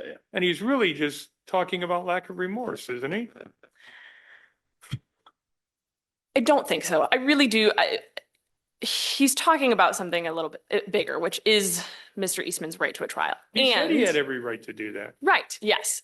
And I think that maybe what is not clear and what's not coming out here is that, yes, Mr. Eastman did admit to this conduct in his interrogation. He never at any point was saying that he didn't. What he was saying was not accurate was the fact that Ellie was under 13 at the time of some of these allegations. And that is not clear from the interrogation, as we've briefed more in issue 2. I want to get back to my point. The question is if a sentencing judge in the future ever references a complainant's testimony in court and the fact that it was embarrassing and humiliating for that witness to go through, if a sentencing judge ever just makes that reference, is it your position that that is disproportionate and we have to send it back for resentencing? If that is the only reason that Yep. a judge, I just want to know. then yes, then You have to send it back. you have to send it back. If that is the only reason the judge is departing from the guidelines. No, I guess I should say, is that an improper consideration for a sentencing judge to consider? Just the humiliation that that complainant had in having to testify. I think yes. Do you have any case law that says that? I don't, no. Okay. And really, I know we were limiting it to this question. My answer really, again, is going back to the fact that I do think that that implicates a person's right to a trial and decision to go to a trial. But I understand that that wasn't necessarily the question. And then just I think you can look at it in two respects. You can look at it as, one, just the humiliation that the complainant had to testify in open court to some of these things. And then secondly, there's a secondary consideration of, well, you shouldn't have had to make her go through that, and therefore, I'm gonna hit you for exercising your right to trial. In my mind, those are two different things. Sure. And I think the latter of the point is more improper than the former. The fact when it does implicate here Mr. Eastman's right to decision to go to trial, that is an improper The way I consideration. read is that when he makes that, the sentencing judge says it was humiliating, embarrassing, and then several moments later says that, and I know that there was no question you were going to get convicted. You have every right to do that, but I have every right to consider the impact. So there's two different things going on there. The trial judge is saying, yeah, I get it. You had every right to go through a trial, and I'm not going to consider that, but I can consider what is happening to that girl when she's having to give testimony. So I think the trial judge, maybe inartfully, tried to make that distinction and said, I'm not going to depart because you exercise your right to a trial. I am going to depart, at least in part, because she had to give absolutely humiliating, embarrassing testimony. I think that's how you could read that explanation. Am I wrong? I think it's one way to read it. The way that I read it is that you read both of those things together. I think that the way that the judge is explaining his departure is those two things should be read together. He's explaining both the embarrassment and humiliation that Ellie went through in testifying about it. And he's also explaining that the reason that that even happened was because Mr. Eastman decided to go to trial. I don't think, frankly, here that we can read those separate. And just to finish off on this, these are not the only reasons that this sentence is disproportionate. For example, the judge also cites the length of time of this abuse as a reason to depart. And in People versus Smith, which is the case that the prosecution cites to, our Supreme Court stated that the length of time of abuse is something that the judge can consider. However, in Smith, the court also stated that this reasoning alone was not sufficient. So I don't believe that we should be highlighting the length of the abuse as much as the prosecution's brief really does. And finally, the court did not consider multiple mitigating factors in this case. The fact that Mr. Eastman turned himself in the moment that the police called him in, the fact that he had readily admitted and throughout his interrogation just tells the officer, I just want to do what's best for my family. I'm just trying to do what's best for my family. Repeatedly, cooperating and doing exactly what we hope people would do when they come to the consequences of their own actions in the legal system. And finally, the fact that he was suffering from some severe PTSD from being a Marine veteran, and this was not addressed at all by the court in sentencing. So for all of those reasons, and not just the couple that we were spending some time on, Mr. Eastman's departure from the 25-year mandatory minimum was disproportionate. If this court has no further questions. No, Okay, you'll thank you have so a much. few minutes for rebuttal if you wish. Good morning, Your Honors. Courtney Driscoll from Midland County Prosecutor's Office. I also was trial counsel on this case, as well as I wrote the appellate brief. But I also, just for some context, I was also trial counsel on the case that preceded Mr. Eastman's case the week prior. I think that's just relevant for today's purposes because it was a point of discussion on some of the recycled juror arguments. That prior case was a CSE second, one count of CSE second and a domestic violence, and that defendant was acquitted on the CSE second. And only found guilty on the domestic violence. And it was vastly different. It was a CSE second, vastly different facts than what we had with Mr. Eastman's case, which involved every type of penetration, every type of sexual conduct on his own biological minor child. So I was scoffed at as well for leaving some of the jurors on in my second trial that following week. But as I think is reflected on the record, there was extensive voir dire conducted. It was no secret that any of these jurors had previously served. And because of that prior service, there was extensive voir dire from both Judge Beal, myself, as well as defense counsel. And I agree. I don't think that he merely sat silently and just didn't address the issue of the prior jurors. He did affirmatively choose not to challenge, he being the defense counsel, affirmatively chose not to challenge anything, probably for a trial strategy. These folks had just acquitted a man the week prior of a CSE involving a minor child, a CSE in a second degree.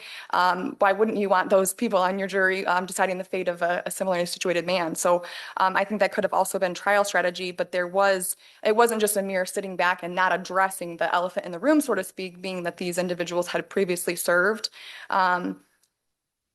And also, there was some comment on juror satisfaction and, it would be in the jurors' interest. They wouldn't want to serve again. I know that everybody has this connotation. Jurors don't like serving. Jurors don't like serving. It's time out of their day and their lives and things like that. But in my experience in handling CSE cases, once they're actually on that panel, especially when it involves a minor child, they're actually very vested. And in fact, so much so that the foreperson in Mr. Eastman's case actually attended his sentencing as well, because he was very interested to see what this man was going to get for the horrible things he did to his daughter. So I don't think we can say, well, public interest. Isn't that part of the concern for the statute, or isn't that a concern that fueled the underlying statute? We don't want professional jurors. I mean, there's being vested and then there's being too vested. If we do reach the question of what the statute means, can you just address that? I mean, not have served as a petite or grand juror in a court of record during the preceding 12 months. How does that not apply here? I mean, how is that a month rather than a particular jury? Right. And I actually think, Chief Judge, I think we already addressed that with saying, well, it's not, the term of service is 1 month in Midland. So you're on the panel for a month. If you're called one time, great. 0 times, great. These folks happen to be called back-to-back weeks. And then after that second trial, they were excused. There were no more trials that month. But when you're called for jury service, are you considered a juror for that entire month? Correct. Yes. And in fact, at the end of trial, the first week of trial, judge will say, hey, call back in the hotline on Friday to see if you have to come back next week if there's a trial, because they're sort of on the hook for that entire month. So I think what the statute is speaking at is you can't multiple months or multiple terms of service. Is that a common practice in the state? In Midland, we typically do have our jurors serve a full month. It's hard to get jurors. Sometimes we go down to the very last person, I'm asking about other counties or other circuit courts, do you know? I'm not sure. I did work in Santa Lanier and Bay County as well, and everyone's a little bit different. I think once you would serve one time, then they'd say, okay, you're excused. You don't have to come back next week. But I know in Santa Lanier County, we didn't have trials back to back. I know in Wayne County, where I'm from, it's a day. You go down for a day if you're called for, I recently was called for jury duty. I thought I was going to be impaneled. And I thought I was going to be there for a month. But it was, once I was done with the day, I was free to go. I Yeah, thought and of I think that's this- population based, right? I don't think that's as practical in Midland to be able to do that. thought of this being akin to being on a grand jury in the federal system. I think those are, that's the probable cause stage of the proceedings essentially. And I think They're there for 6 months. they're there for, a substantial period of Yeah, time, at least 1 month and maybe No, up to they're, 6 they're months. there for 6 months. They don't go every day, at least in the Eastern District, as I recall it. We'd have the same grand jury over and over again and talk about familiarity. You get to know them, because you see them so often. Yeah, and I think that just goes to show the importance of, and voir dire takes so long on CSC cases as it is, but the importance, and I think it's reflected in the record on Mr. Eastman's trial, is taking that time to go through. It doesn't change whether they served the week before, a month before, 2 years.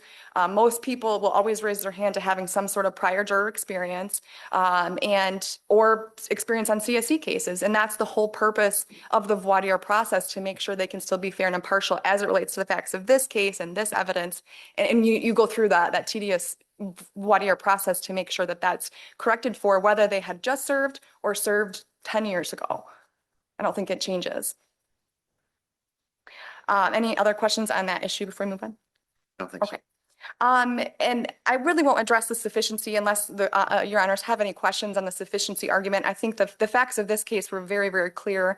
And in fact, uncommonly in a CSC case, the victim had a summer birthday, which made her age ranges very clear. We didn't have to say, well, if it was in the middle of the school year, sometimes you have a little bit of a trouble trying to find and fine tune that timeline. But here, her birthday was over the summer. No sexual abuse was alleged to have occurred over the summer. She was 13 in her 8th grade year.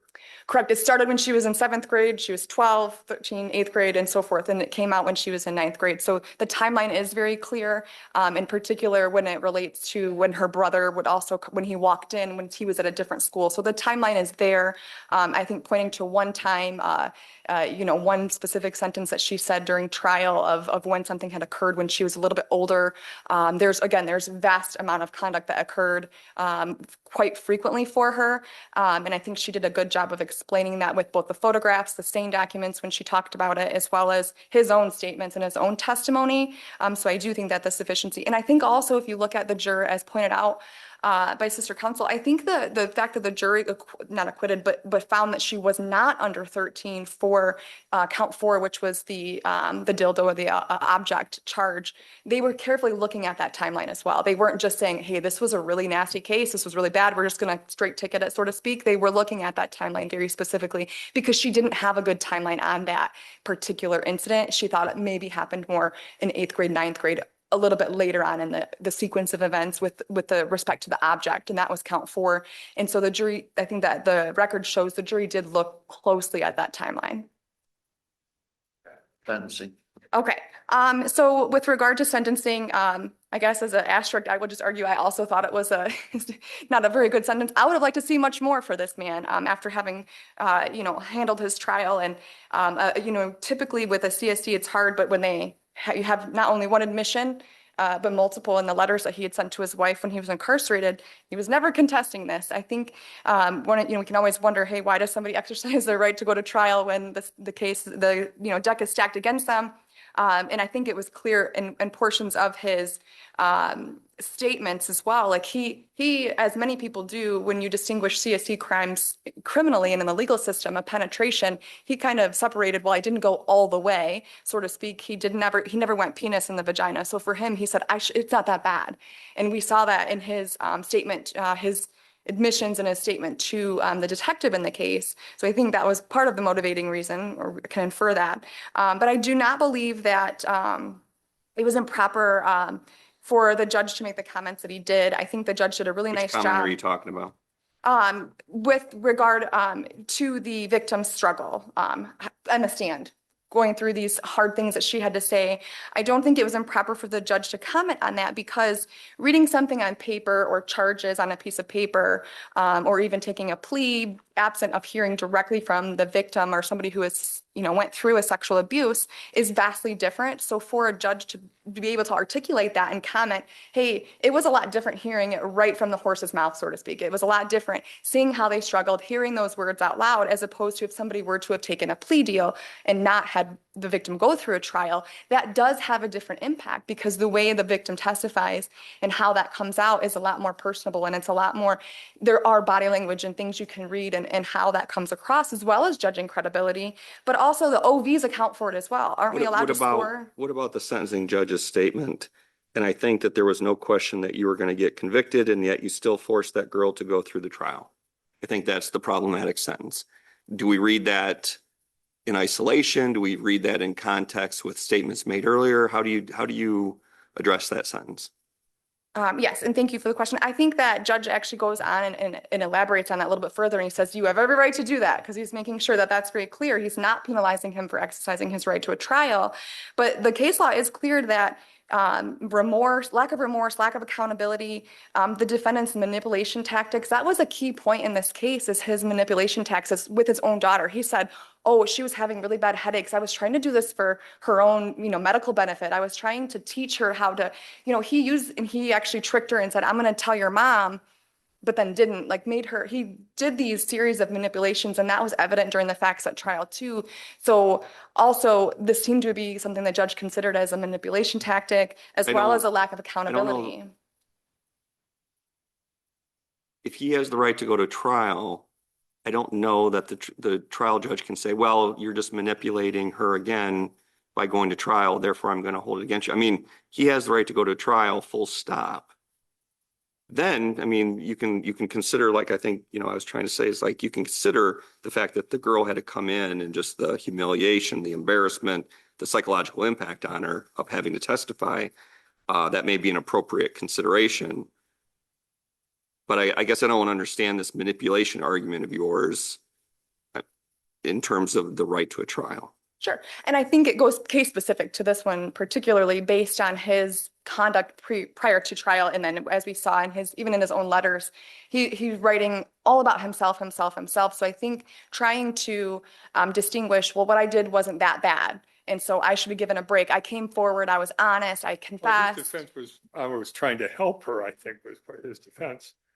I'm sorry to interrupt, but let me go back to what appellate's counsel said about the age of 13 issue.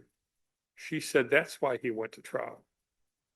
Is that cut against what Judge Beal said?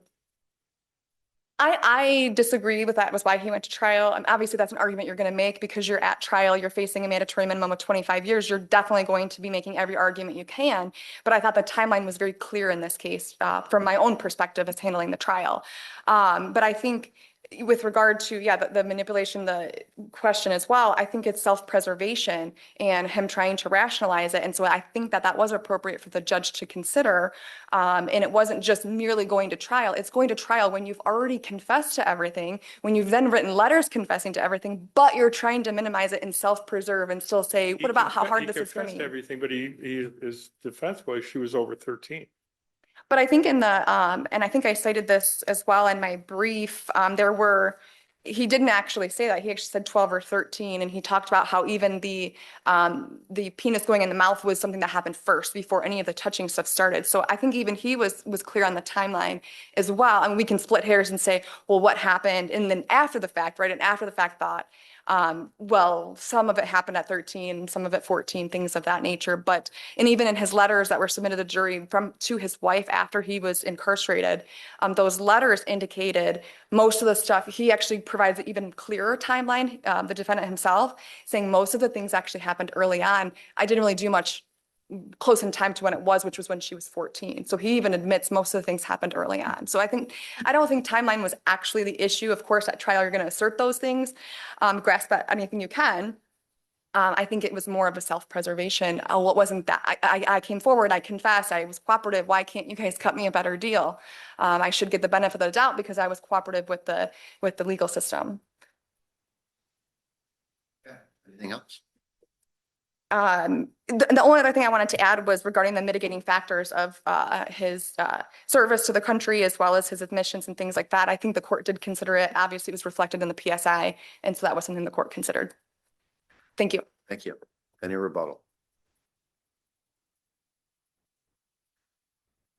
First, I just wanted to answer Judge Reardon's question about other counties implementing this jury veneer process of multiple months of service. There are other counties who are having similar processes in local court rules. For example, Newaygo County requires the jurors serve for a period of 3 months. Lenawee County requires that jurors serve for a period of 2 months. Montcalm County, which is the case or the county in which the two prior unpublished decisions from this court address the issue, also has a local court rule, I believe, with that sort of service. Although I don't have the exact time frame. The point being that this is something that many counties around the state are doing. In violation of the statute. So it really just isn't this individual case. This is a widespread problem. And then just briefly on the sentencing issue, the motivating reason for Mr. Eastman to exercise his right to trial was made very clear. He stated that he did not want to admit to any conduct that he was not guilty of. And this is exactly why we have a trial process and people can exercise their right to go to a trial. Again, Mr. Eastman did admit to the conduct. He had the right to go to trial on the question of whether or not LE was under the age of 13. And unlike how the prosecution has made it seem, it really was not as clear for all of the counts that he went to trial as maybe it seems. And particularly, this is really illustrated under the fact that the jury chose to convict Mr. Eastman on count 4 of that alternate theory. So frankly, the timeline of all of the CSE ones charged as person under 13 was not clear. And therefore, Mr. Eastman should have been able to and did exercise his right to a trial on that issue. And frankly, should not be punished with a disproportionate sentence because of that. So for those reasons, we ask that this court either remand for a new trial or for a resentencing hearing. Okay, thank you. Appreciate your arguments. The case is submitted. All right, that brings us to item 8, the last on our 10 a.m. call. Docket number 375892, Kim Ursing versus Scripps Media Incorporated. Mr. Pabst will be appearing by Zoom, Appellant's Counsel.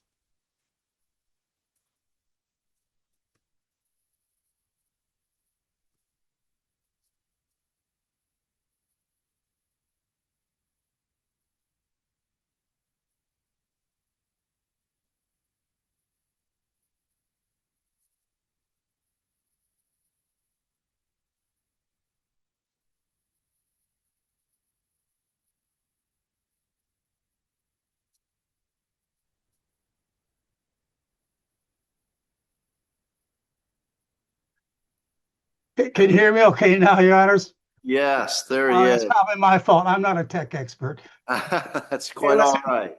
Yeah, listen, good afternoon. I'm Tom Pabst. I represent the appellant in this case. I'd like to restrict my oral argument really to the McDonnell-Douglas test and how the judge applied it. And the big mistake he made, and I'll be as brief as I can, the big mistake the judge made is found at the bottom of page 10 of his opinion and the top of page 11.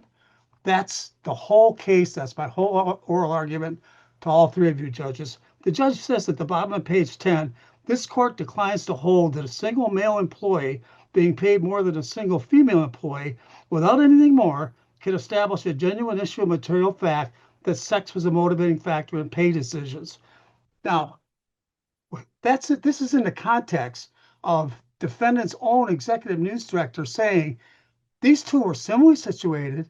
They did the same job under the same circumstances with the same expectations, the same everything, and Kim had more Emmys than the man. Okay, now, with all due respect to the trial judge, that is at least enough to give rise to a prima facie case. And the whole point of a prima facie case is to require the employer to articulate. Okay, that's the whole point. A prima facie case It's not an onerous burden. It's a burden easily met, and we easily met it here. So he goes on the top of page 11 and he says, and that coupled with the undisputed facts, he says, that other male multimedia journalists and also the male employee that paid more years of relevant work experience than plaintiff. That's just not true. And we have facts to counter that.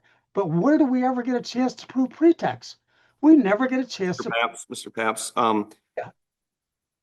is there evidence in the record that your client or that there were other multimedia journalists that were male that your client made more than? No, there is, well, there may be, but the question is, what about their qualifications? Mr. Paps, I know you have a question. I have a question. My Okay, question is, I know that, there was this other gentleman and he made more income than your client. I get that. My question is, I thought I saw something, that your client was in the top 5 of multimedia journalists in terms of salary. She, I think, was second. The gentleman was first. But numbers 3, 4, and 5, were those all female, or was at least 1 or 2 of those males? I'm sure. I'm sure, but I'm sure she's making more than other male people at that station. But I would say, so what? Why shouldn't she make more? She's been there longer. She's got more Emmys. She's got more qualifications. Those are all good reasons. I just wanted to know whether in that top 5 it included other males. That was my only question. I'm glad. Listen, I'm really glad you asked that question because that goes to pretext, which we didn't get a chance to prove, Judge Schwartzel. I mean, where are any qualifications of any of these males in the record? Can anyone tell me? Can anyone show me where there's some qualifications in this record of these other males who are not making as much as Kim Ersing? Because I didn't see it, and I scoured the record. There's nothing in the record to indicate that. That would be our evidence of pretext, which we didn't get a chance to prove. That's my whole point here in this oral argument. And then on top of that, when you talk about the one male comparator that really counts, okay, so to finish up what you said, Judge Schwartzel, I would ask rhetorically, why shouldn't she be making more? She's there longer. She's more qualified. She's got more Emmys. Of course she should be making more. And if someone says, well, that's not true, these other guys are more qualified, show me the evidence of that. I don't see it in this record. Nobody can point to any evidence in the record because it's not there. And then on top of that, on page 7 of my brief. Mr. Paps. Yeah. Judge Burton has a question for you. Oh, I'm sorry, Judge Reardon. Good to see you again. Yeah, good to see you. Thank you. I'm good to see you again, too. Coming up on a 2-year anniversary of me being back from the dead. Years. We were talking about that beforehand. Last time I saw you was shaking your hand as you were leaving the courtroom.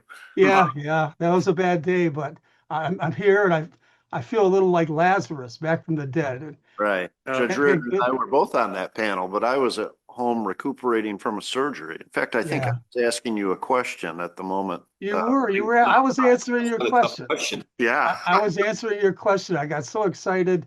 Bam. Right. That was it.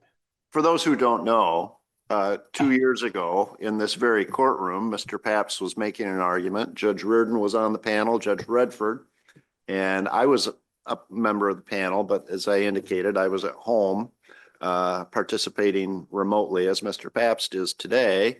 And during the middle of his argument, Mr. Pabst collapsed to the floor right there and suffered a heart attack. And one of our staff, who I think is handling the Zoom operations for us today, Mike Walcott, came up with an AED defibrillator, and that was put to use, and Mr. Pabst was revived, and EMS came and took him to Sparrow Hospital, and thank God he survived. And here he is 2 years later arguing before us again. It was August of 2024 when that. Yeah, coming up on August 6th. Coming up. You know what? One of the first thoughts I had in my mind when I was in the hospital, I think I had Judge Cadola persuaded. I think I had it persuaded.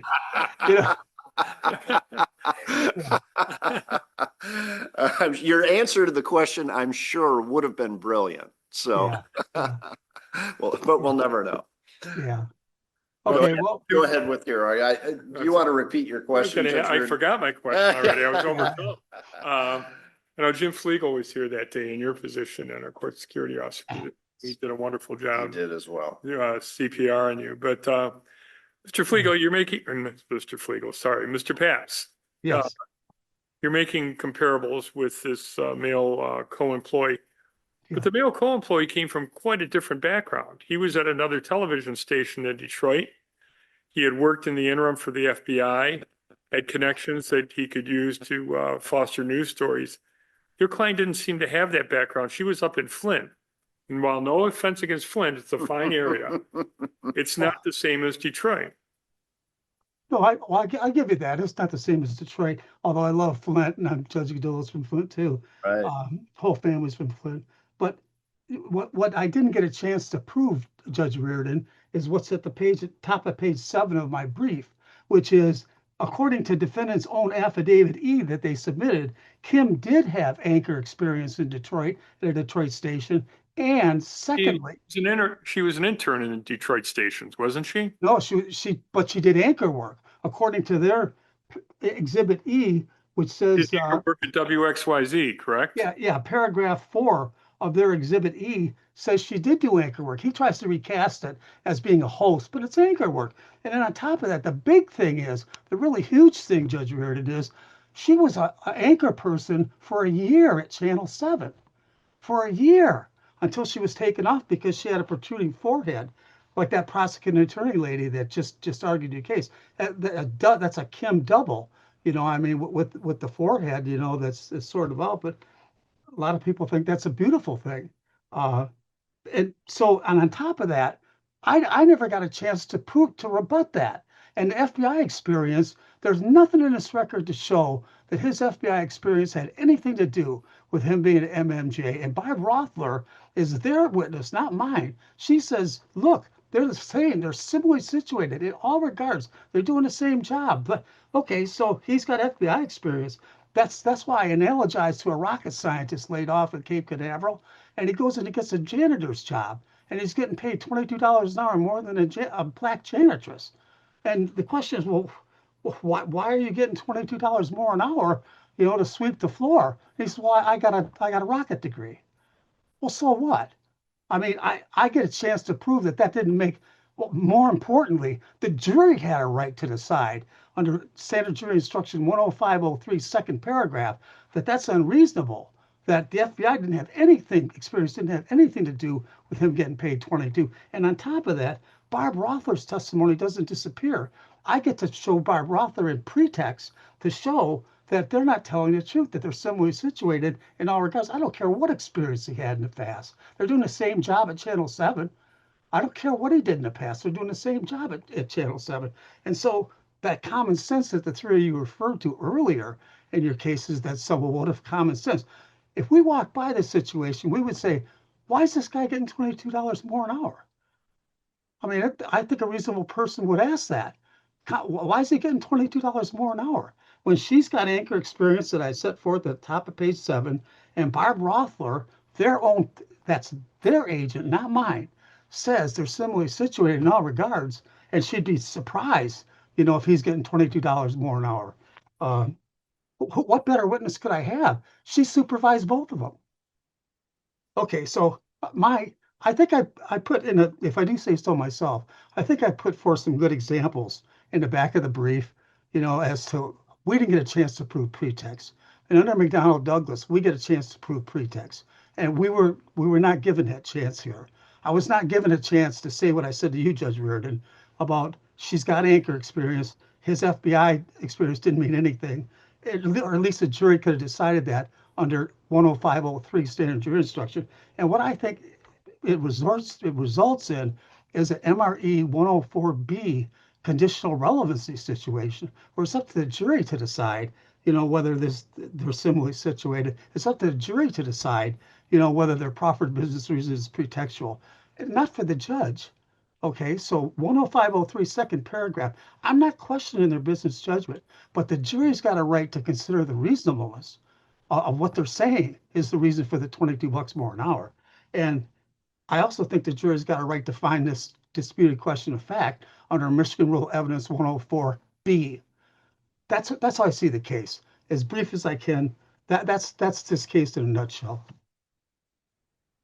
Okay, anything else, Mr. Paps? No, do you have any questions? No, I don't think so. It truly was nice seeing you again. Yes, absolutely. Same. You look great, by the way. You Yes, look you- Yeah, like thanks. A little short of breath, and it affects my voice sometimes, but and it limits my activities. But thank God I'm alive. Yeah. Thanks to the court personnel, saved my life. Well, Absolutely. and they say that the camera adds 10 pounds. It looks like you've lost quite a bit of weight, even Oh, with, yeah, that's very observant of you. Yeah, I lost probably 70 pounds, down to 185 from 259. Oh, my you're, goodness. you're down to fighting weight. Good Yeah. man. That's how I look at it. I'm down to fighting weight. I'm here fighting.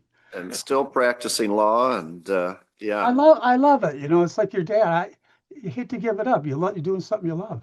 Sure, absolutely. All right, we'll hear from your opposing counsel who's in the courtroom here.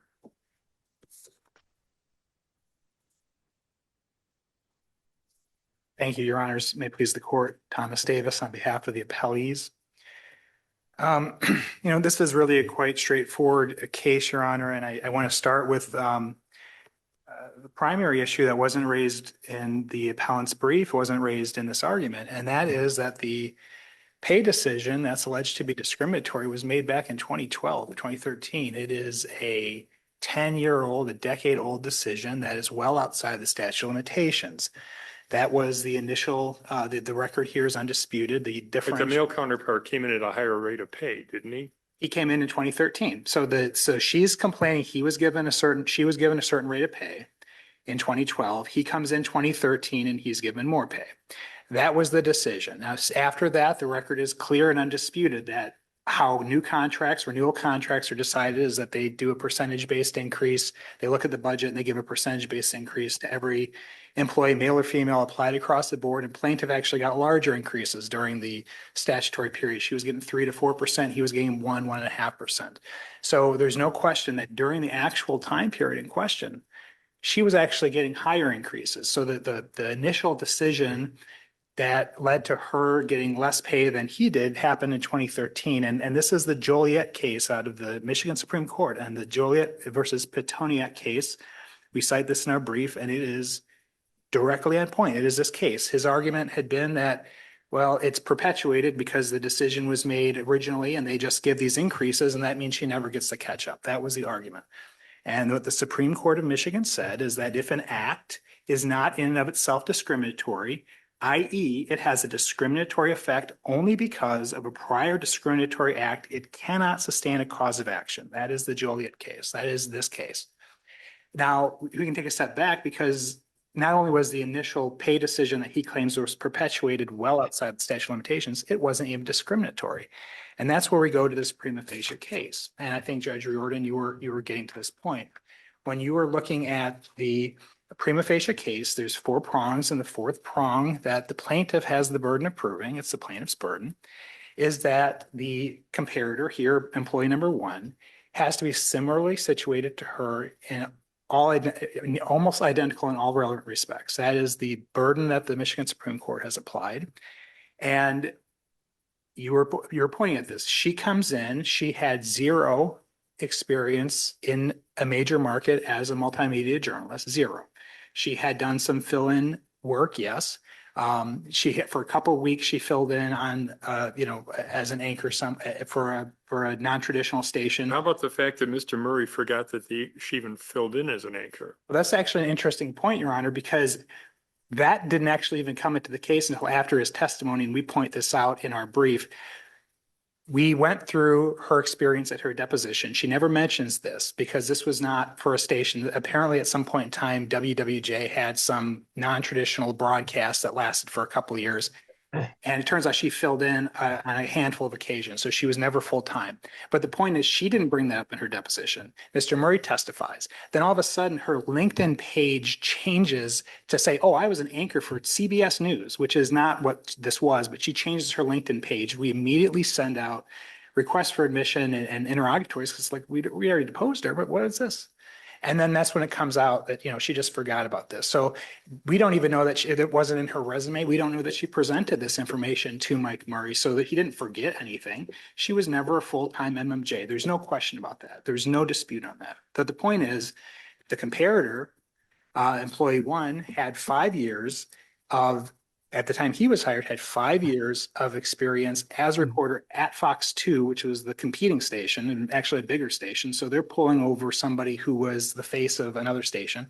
And he was just coming off the stint as the FBI, the media liaison for the entire state of Michigan for the FBI. And contrary to Mr. Papp's point, Mike Murray testified, and it's at pages 33 to 35 of his deposition. He does say that was a unique experience that came into play. He does testify about that. And it's common sense, right? That he left Fox 2 to go to the FBI as a media consultant. And that's something that could have, obviously these are local news. They do a lot of crime stories. This could be something that's relevant. I think that's just common sense, but Mr. Murray did testify to that. So, and to go to the point, I'd like to point out, we do cite this in the brief, but when you are looking at two employees and deciding whether they are similarly situated, identical in nearly all respects, the mere fact that, yes, they both came in as reporters, which is going to the point here that Barb Rothler, who, by the way, was terminated in 2018, so Barb Rothler has no knowledge of anything within the statute of limitations, important to point out. But Rothler said they were similarly situated in that they had the same job. Well, yes, we didn't dispute that. They were both anchors, but that's not what's relevant for the prima facie case. And I would cite to this court's decision in Smith versus Goodwill. It's we cite it in our brief. It's 620. Well, I'll give it to Michigan. It's 243 Mich. App 438. And that was another case where the question was, were the two employees similarly situated at the prima facie case? The plaintiff's argument, like here, was that, well, both me and the person who was treated better, this was a discharge case, but both plaintiff and the person who was not discharged were both in the same position, and they both were lateral and both reported the same supervisor, which is essentially the situation here. And the court said that's not enough. And this court went through and pointed out that plaintiff only worked with the defendant for 2 years and did not have a college degree. The other person had a bachelor's degree and had worked there for over 20 years and had more significantly had experience in various specific areas. So when you're looking at, are these two people similarly situated for pay purposes or for purposes of the prima facie case, you are allowed to look beyond the fact that they both have the same job. And that's, again, common sense. I mean, two attorneys could be hired. They could both be associates, but somebody might come in with more experience, or they came from a big law firm, or they came from a different background, and you're going to pay them more because you have to, you're going to pay someone more to get in somebody who has those credentials. So the key fact here is not only is this untimely, this pay decision was made over a decade ago. It wasn't discriminatory in the first place, and that's what Judge Rowe found, that they did not meet their prima facie case.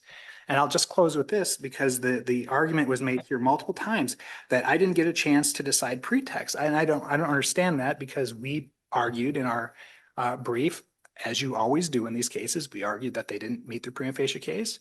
Then we argued the non-discriminatory reason, and we argued they had no proof of pretext. And Judge Rowe made his decision on both those points. He ruled that there was no prima facie case, and then Judge Rowe ruled that they didn't show pretext, and they don't even address that in their brief. So if we want to talk about prima facie case, you don't even have to get there, because they have abandoned any argument on Judge Rowe's opinion that they didn't show pretext. So for all three of those reasons, it's untimely, no prima facie case, and abandonment on pretext, I think that the court should affirm. Any other questions for counsel? The only other question I have is more curiosity. What is the state secret about employee one's identity? I've never seen a case of just, run of the mill a case like this where we don't even know the comparator's name.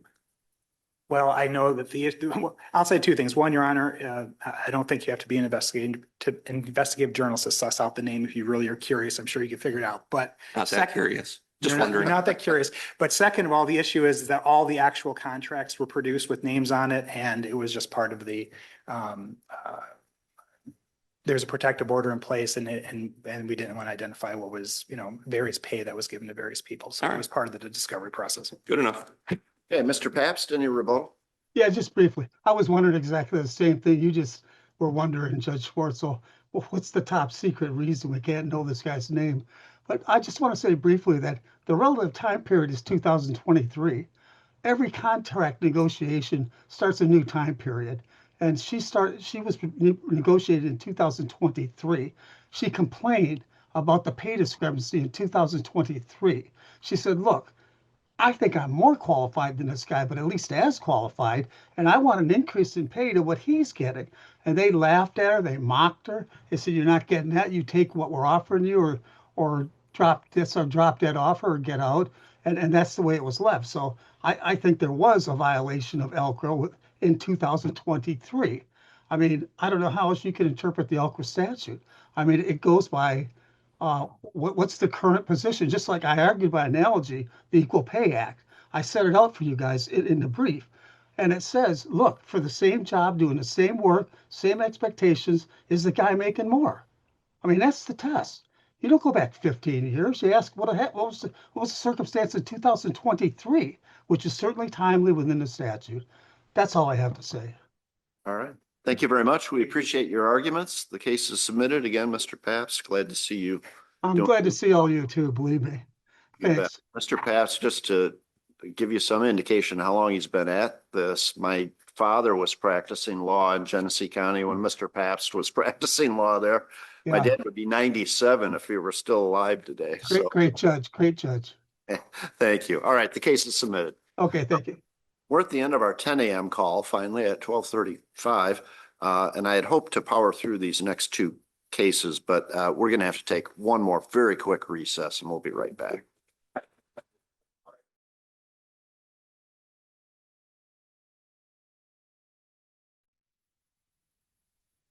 The Court of State of Michigan is now in session. Please be seated. Right. Welcome to the 11 a.m. call. For those who didn't hear it, we have read your briefs and had reports from our staff. Each of the cases we'll be hearing on the 11 o'clock call, so you don't need to belabor the facts. Just cut right to the most decisive legal issues and let us know as succinctly as possible why you think you should prevail in your appeal today. With that, I will call item 9, docket number 373153, Mark Jensen versus Bluestone Management Group. And we have counsel for appellant who's endorsed, Mr. Shimovitz, not checked in. Okay, then we will hear from counsel for the appellees. Michael Edmonds, Galt Davison, Flint, for defendant Vickery. Another Flint attorney. I think Galt I've tried Davison. 6 cases with Mr. Paps, and he was as animated today as at the first time I tried a case with him. Yeah, he always I'm glad is. he's okay. Yeah. The dispositive issue in this case is whether the defendants made a promise to the plaintiff, and if the plaintiff would have testified that he received a promise, it would be a disputed issue of material fact, but he didn't. If you've read my brief, I gave you 3 pages of me giving him an opportunity to tell me about the promises that he was made, and he didn't say it. So in an attempt to overcome that, his attorney obtained an affidavit that contradicted his deposition testimony and said, oh yeah, I was made promises. I made the argument I assume you would all anticipate. You cannot create a disputed issue of material fact by contradicting your prior testimony. The judge agreed and dismissed the case. So the only issue that I think we have here today is whether he should have had an opportunity to amend to cure the problem. And it's embarrassing when you've been practicing 30 years and it turns out you don't know the court rules as well as you think you do. Me and co-defense attorney and the judge, we all thought the right to amend was only a C8. We were wrong. You do have a right for C10, but it doesn't matter because it would have been futile. There's nothing that the plaintiff could say differently that would change the outcome of the case because the dispositive issue is whether he was made a promise. He was given an opportunity, he submitted an amended affidavit that didn't have any new facts. I mean, it had new facts, but. Am I correct that plaintiff's counsel did not submit a proposed amended complaint? He submitted the same proposed amended complaint, but with a new affidavit. I'm not sure I understand that. He submitted the same complaint with an amended affidavit. Is that what you meant to say? Yes. Okay. Yes. Thank you. So my point is that even if he had been allowed to file an amended complaint with that amended affidavit, it wouldn't change the outcome because it didn't say anything new.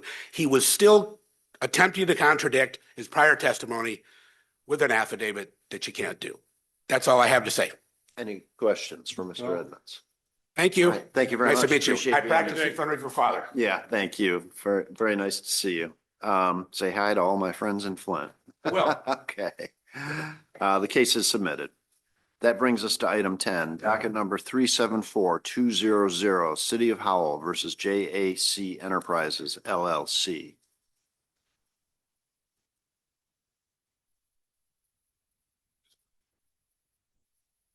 Yeah, but you may figure out that.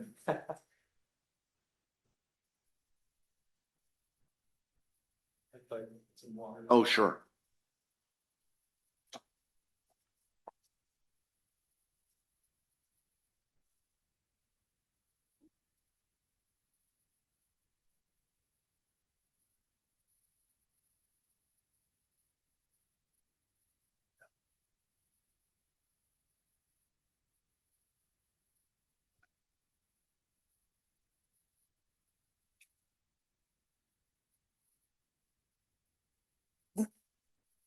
Good morning, Your Honors. May it please the court. James Willard, appearing on behalf of the plaintiff appellant in this case, City of Howell.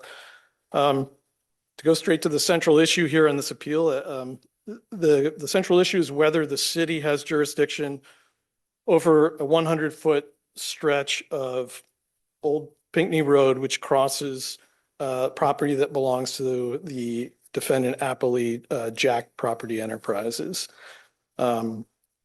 The reason this issue came up in the underlying litigation, as I'm sure you read in the briefs, is because there's a continued obstruction by the defendants of the portion of Old Pinckney Road that runs beyond the Jack property. The 100-foot portion is within a 0.16 mile, which I think is like around 850 feet, section of Old Pinckney Road that was transferred. Jurisdiction over that was transferred to the city by the Livingston County Road Commission in 2006. Jack purchased its property in 2012. The deed was subject to the public's and government units' rights in any roadway. The trial court, the defendant. Is this a paved road? Like describe the road. There's some photographs in the exhibits, I know, and I think much of it is not paved. There may be a section at the very beginning where it comes off of D19 where it is partially paved, but I think much of it is not. Yeah, the majority of it I think is not. Looks like it's got a lot of vegetation on it too. Yeah, some of those photographs, I think that's in our appendix. There's some photographs that I think were originally attached to the city's verified complaint. It really has no impact on whether. No, I don't think it does. The vegetation? No, I don't think so. I mean, it's a road. It's a public road. It's, among other things, it's contained within the city's certification of Act 51 certification of its roads. The issue before us is what act applies here. And that's Sure. Simple, straightforward. I think that's right. I mean, briefly, the two acts, right? The County Road Act of 1909, specifically MCL 224.18. And within that subsection 3, that language that says, that the provision deals with a county road authority being able to relinquish or a jurisdiction or abandon or discontinue a road. And after follows the proceedings to do so, the language, and this is in the trial court's opinion, says after proceedings to relinquish jurisdiction have been had, the jurisdiction and control of the road or part of the road, except as otherwise provided in this section, then the keywords are shall revert to the municipality within which the road is situated. It continues after that. That's the provision that the trial court relied on to find that the city does not have jurisdiction over that 100-foot stretch of roadway. The city's position is that the Transfer Jurisdiction over Highways Act of 1969, or effective 1970, applies. That expressly governs transfers of jurisdiction over roads between, as we have here, county and city. Is Marion Township weighed in on this at all? That's a good question. As my understanding is that shortly after the trial court's decision, which now was in mid-December, I think, of 2024, that counsel for the corporation counsel for the city, or outside counsel for the city, not my firm, wrote a letter to Marion Township informing them of the court's decision, and I think providing a copy, but to my knowledge, there hasn't been any response from the township. Seems as though they could care less. I suppose that's a fair assumption. Yeah, I do know that the Is there Livingston, any indication that Marion Township has taken over the care and responsibility of this 100-foot stretch? not that I'm aware of. There's nothing about it in the record. As far as I know, the barrier, which you can see a photograph of as well, it's essentially, I think, 2 posts and a locked cable, is still there. I may be wrong about that. I haven't been there myself. That's something JAC put across though, correct? That's correct. Right. So I don't know. I mean, it makes it impossible for the city to continue maintaining that section of the road as it's done before, but I don't know whether the township has attempted to, or, I simply don't know. So which statute applies? Again, the city's position is it's the Transfer Act, because you had a transfer between a county and a city.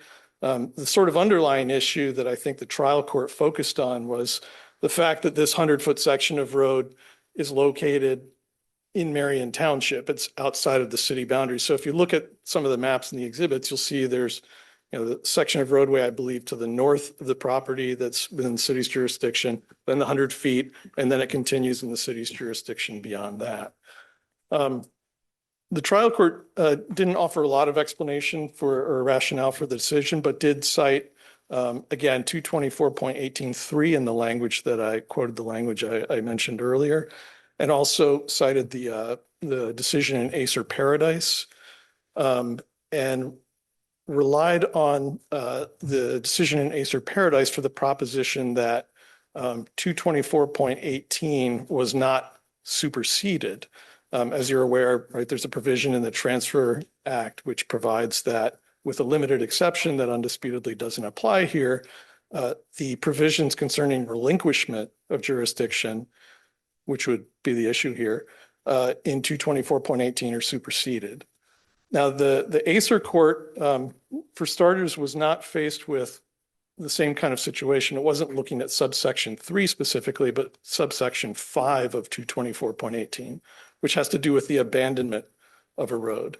The sort of underlying facts there were that there had been a petition to the Kalkaska County Road Commission to abandon the road because the road either crossed a stream.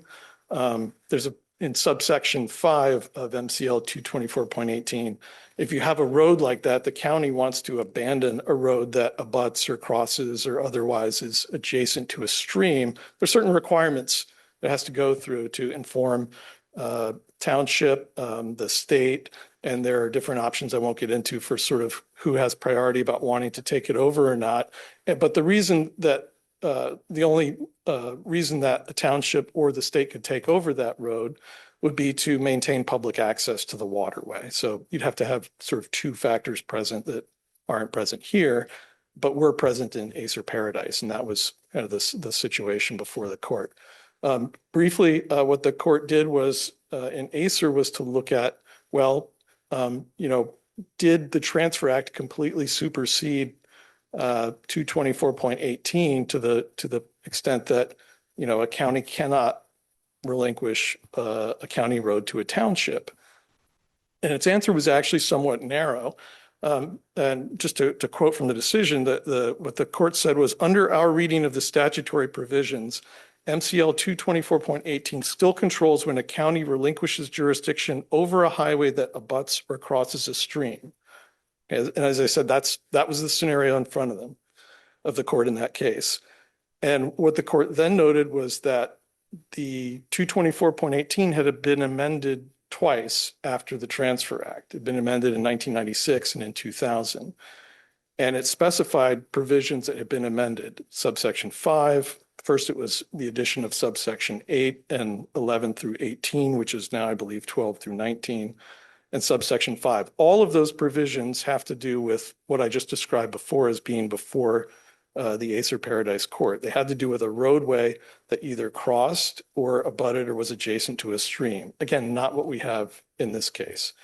So I think the holding in Acer Paradise was actually quite narrow. It was finding that MCL 224.18 was not superseded in those circumstances. I mean, I just quoted the language, but when a county relinquishes jurisdiction over a road that crosses or abuts a stream, again, not what we have here.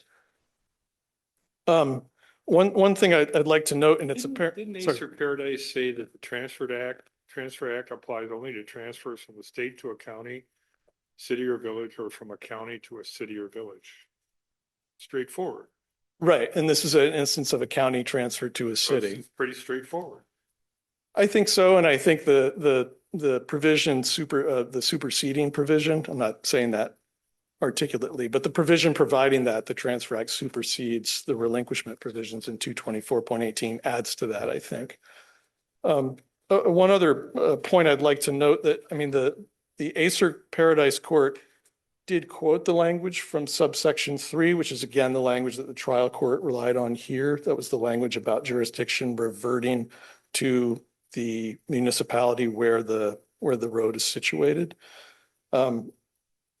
That language actually was slightly different, at least until the 2000 amendments. Up until 2000, and this is apparent from, if you look at Acer Paradise, the language it quotes from subsection 3, it actually says that the jurisdiction shall revert to the township or municipality where the road is situated. So when the statute was amended, and there are reasons why, even though Acer Paradise was decided in 2004, well, essentially it was decided in 2004, but it looked at the 1996 version of the amended act because that applied to when the transferred issue had actually taken place. So it was ignoring the 2000 amendments. So the version that you see in the Acer Paradise decision is the previous version, which said jurisdiction shall revert to the township or municipality where the road is situated. But the current version, as of 2000, and it's the version that was in place at the time of the transfer in this case, just said jurisdiction shall revert to the municipality in which the road is situated. Now, I think just basic principles, canons of statutory interpretation, I mean, when the legislature used township and municipality, it had to be signifying two different things, and deleting township and leaving municipality, I think, suggests that even on its own terms, even if it had not been superseded, MCL 224.18 sub 3 only provides for a reversion of jurisdiction to a municipality, not a township. I think, and this makes sense. The language, the township or municipality, I mean, that's wording from the act was, the County Road Act is from 1909, right? So that's language that had been there until 2000. I mean, in the meantime, you had like the McNitt Act, right? You had counties taking over township roads.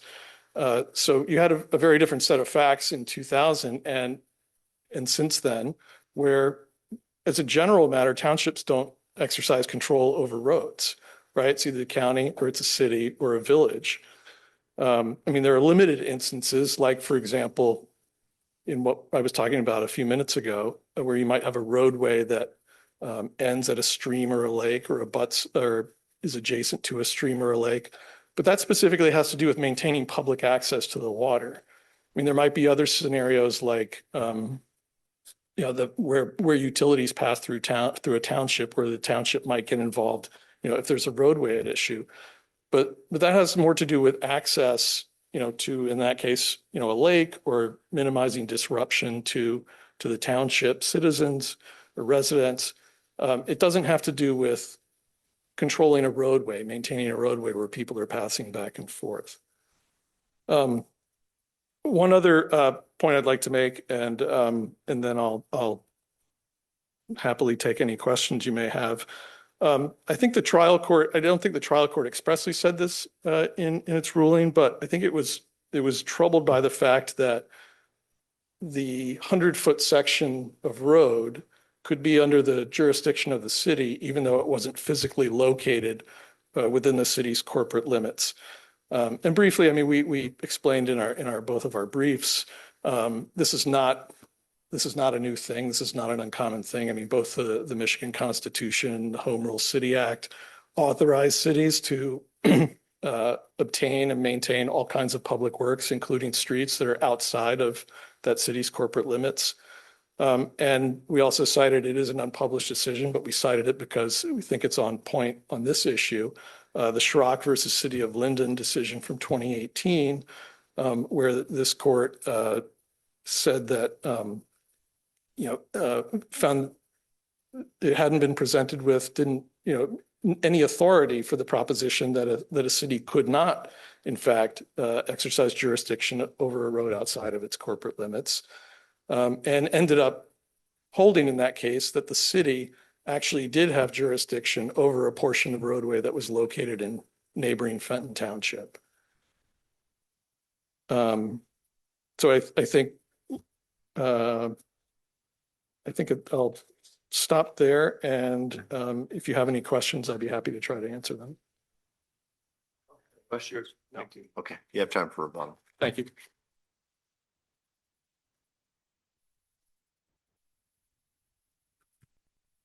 Do you need this? I didn't want to interrupt you. Thanks. Yeah, no problem.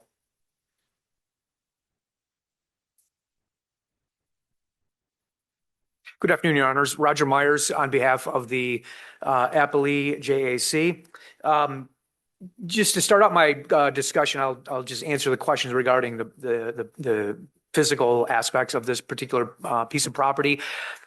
This is not paved. It's a very steeply sloped drop off from the property where my client's building is located. It's gravel, it's washed out. It slopes steeply down and then levels off and then continues at a level slope or topography going further away from my client's property. It is heavily vegetated. Because of the steepness of the slope, the only historical, and this is all in the record, the historical use of that area was really limited to Panhandle Pipeline has an easement over that area down the slope where they have some natural gas deep injection wells. And so they would access that for their deep servicing their infrastructure with their deep injection wells. So when the cable went up, the cable was put up because of this traffic that was using this strip of land for an adjacent development. Panhandle and my client had the cable installed. It had two locks. Panhandle had one set of keys for their lock so they could access it to service their injection wells, and my client obviously had the other lock. So that's the historical use and the topography for that particular area. What gives your client a right to block the roadway? Regardless, I understand there's a dispute over what unit of government has jurisdiction over it, but that doesn't mean he gets to block the road, does it? Well, I would answer yes, Your Honor, in part because there was obviously this question about whether it really was a road. And the problem was that you were having these trucks that were coming up, gravel trains that were coming up over my client's property and then literally barreling onto the main D19. MDOT had specifically sent a letter, and it's in the record, to the city saying this is a very dangerous situation. You shouldn't be allowing this to happen. That's in the record. And obviously that was part of the overall presentation of the proofs. At the very beginning of the case, when the city filed the lawsuit, they sought a preliminary injunction, and the judge denied their motion for preliminary injunction, allowed my client and Panhandle to maintain the lock, in part because of the factors of the safety to the public, and obviously, and that was in part predicated on the information from the MDOT engineer saying this is unsafe if it's continued to be allowed. What aspect of it was unsafe? Because of the steepness of the terrain. What was happening is there was this development further east, and they would have double gravel train semi-haulers. Housing development? Pardon me? Housing development? No, it was a racetrack. Okay. It's a racetrack development, and so these double gravel trains and dump trucks, they would literally come barreling because of the steepness, they would have to get a running start and they would come barreling up this steep terrain gravel drive and then literally like merge onto D19, which is, I mean, it's a major thoroughfare immediately across from an entrance ramp and exit ramp to I-96. And so that's what was creating the dangerous, and we had videos of it and you could see, just truly how dangerous it was, which was the basis for MDOT telling the city, you shouldn't be allowing this, regardless of the parties' dispute over whether this was really a road or not. MDOT told the city that, but they didn't tell JAC that, correct? Correct. I mean, my clients they communicated that information to my client, so my client was aware of that. But at any time, at no time, I should say, this road was never decertified or decommissioned as a road, as a county road or anything of that nature. Well, the county did relinquish it. I know they did relinquish it to the city. In our position, well, they didn't, and I guess that ultimately gets to the fundamental question about whether it was relinquished to the city. I think it's really But important, it Judge. depends on what act you're looking at. I would say it's even more than that, because if you look at the resolution from 2006, there were multiple roads that were being relinquished by the road commission at that time. There were in that same resolution, there were roads that were physically located in the city, and the road commission made it very clear based upon their resolution that those roads were being relinquished to the city. It's right in that resolution. By contrast, the property that we're talking about, the road commission in its resolution said it's relinquishing jurisdiction over this particular road. And it didn't say to the city, because it's undisputed that then, as now, this property isn't located in the city. This property is in Marion Township. And that's a really critical. What does Marion Township have to say about its responsibilities to take care of this 100-foot strip?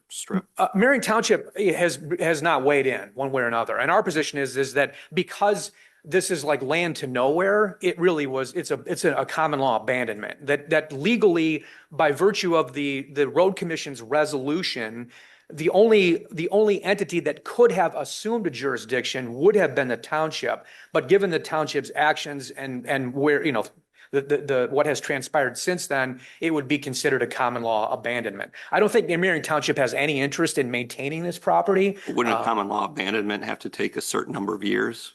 It's been 20, 15? it's been 20 years. 20 years Since what? Since 2006. Oh. When the road commission adopted the resolution relinquishing jurisdiction. Yeah. But it was being used in the interim from 2000. When did the barriers go up? Well, Panhandle had a barrier up, not in this specific location, but it had a barrier up further down the slope that the developer of the racetrack removed unilaterally so that it could get its vehicles in and out. So that barrier had been up there for a long time. 12, 15 years. I don't know the exact number, but Panhandle had maintained that. When the developer of the racetrack removed that and then allowed these vehicles coming back and forth, it created even a much bigger issue, not only for Panhandle, but for my client. And then that's when the cable went up in 2004. So getting back to the 2006 resolution, I think the distinction that was made by the road commission is critically important, because under the Transfer Act, as Judge Reardon pointed out, this only applies to transfers between a county and a city or village. By the plain language of the statute and the Acer decision, that can't be effectuated under the Transfer Act between a county and a township. There's not a single case that's been cited by the city for the proposition that the Transfer Act can validly transfer jurisdiction from a county to a city for property that's in a separate township. There's not a single case that stands for that proposition. And The Transfer Act doesn't preclude it. It's just silent. It's silent on that. And the Acer case that we both cite was not a road that was in the city. It was in a township. Section 18 of the County Road Act does preclude, or it restricts it to roads within a municipality, correct? The section 18 says that if there is a relinquishment, then the road reverts to the municipality in which it's located. Right. And that's the So township.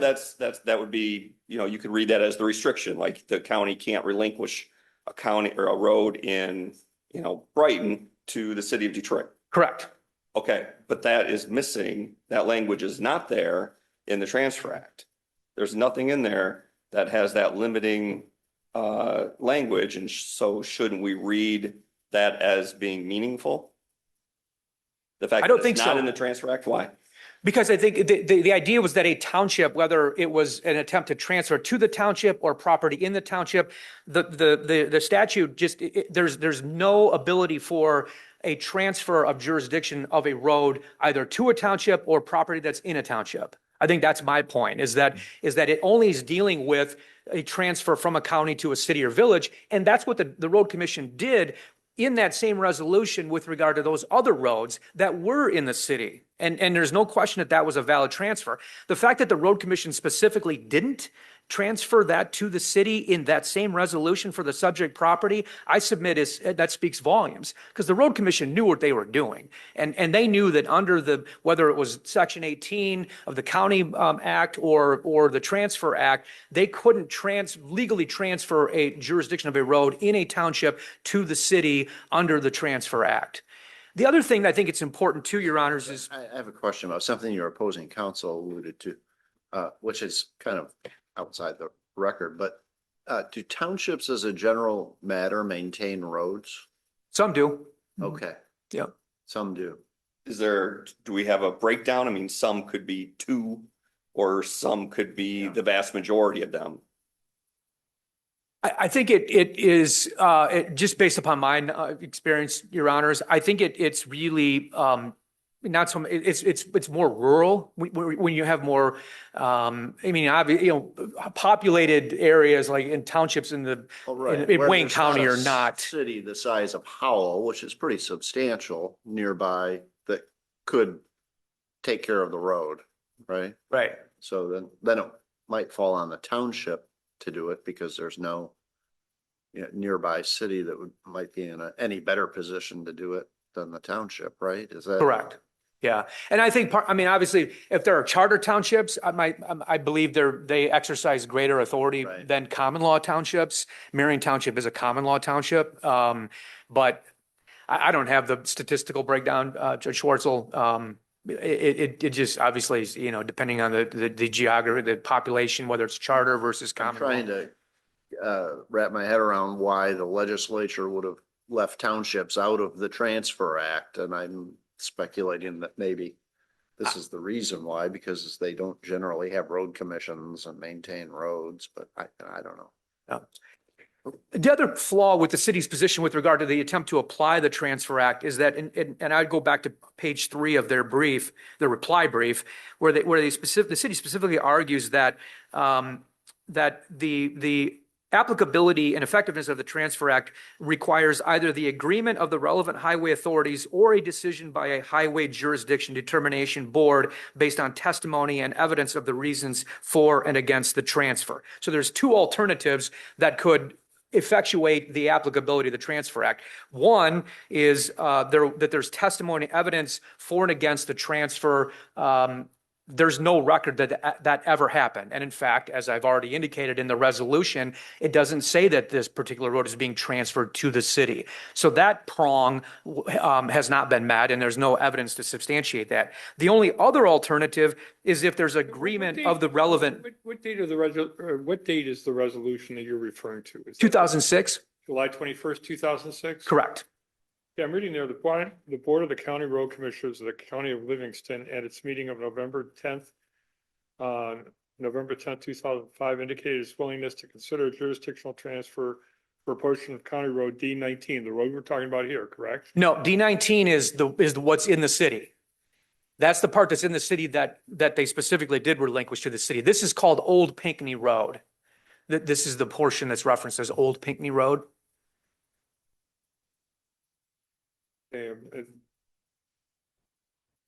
Okay.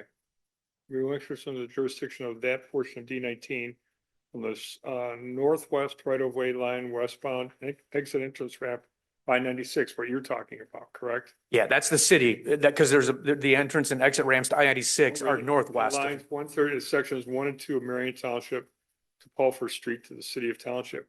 So they are transferring Marion Township, the Marion Township portion of the road to the city.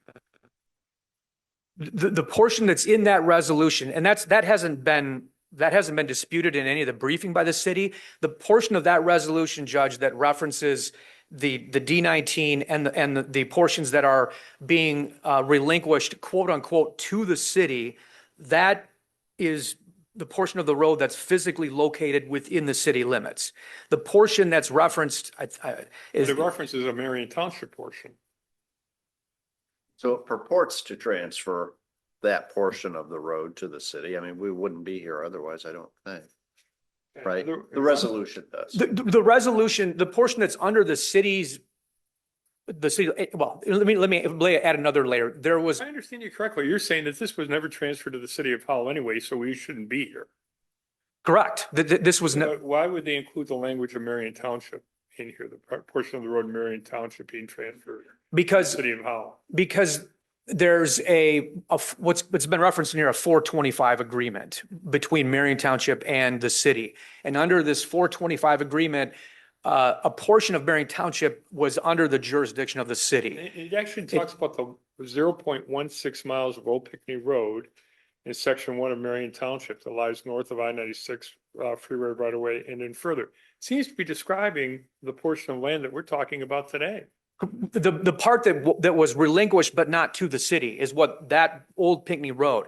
The part that is northwest of the subject property is under the city's jurisdiction because it was part of that 425 agreement that was transferred into the city. So the part that you referenced, Judge Reardon, that references the portion that is in Marion Township that's relinquished to the city, that part of the property was under the 425 agreement. So there's already an agreement under the Section 425 Act that the city has jurisdiction over that property, roads, infrastructure, or otherwise. But the township relinquished to the city. Correct. The township had relinquished that to the city. That was not my client's property was not part of that or hasn't been transferred to the city under that 425 agreement. So that's the delineating factor, is that all of the roads that are identified in that resolution that were transferred to the city are either physically in the city or were physically in the township that had been subject to the transfer under 425. From township. To Exactly. Okay. The part that was referenced in that resolution that didn't say anything about being relinquished to the city is this Old Pinckney Road strip. And so that's where the significant distinction is, Your Honor. Going back to my point, the only other alternative where the Transfer Act could apply is if there's, as stated in the reply brief of the city, is where there's an agreement of the relevant highway authorities to effectuate that.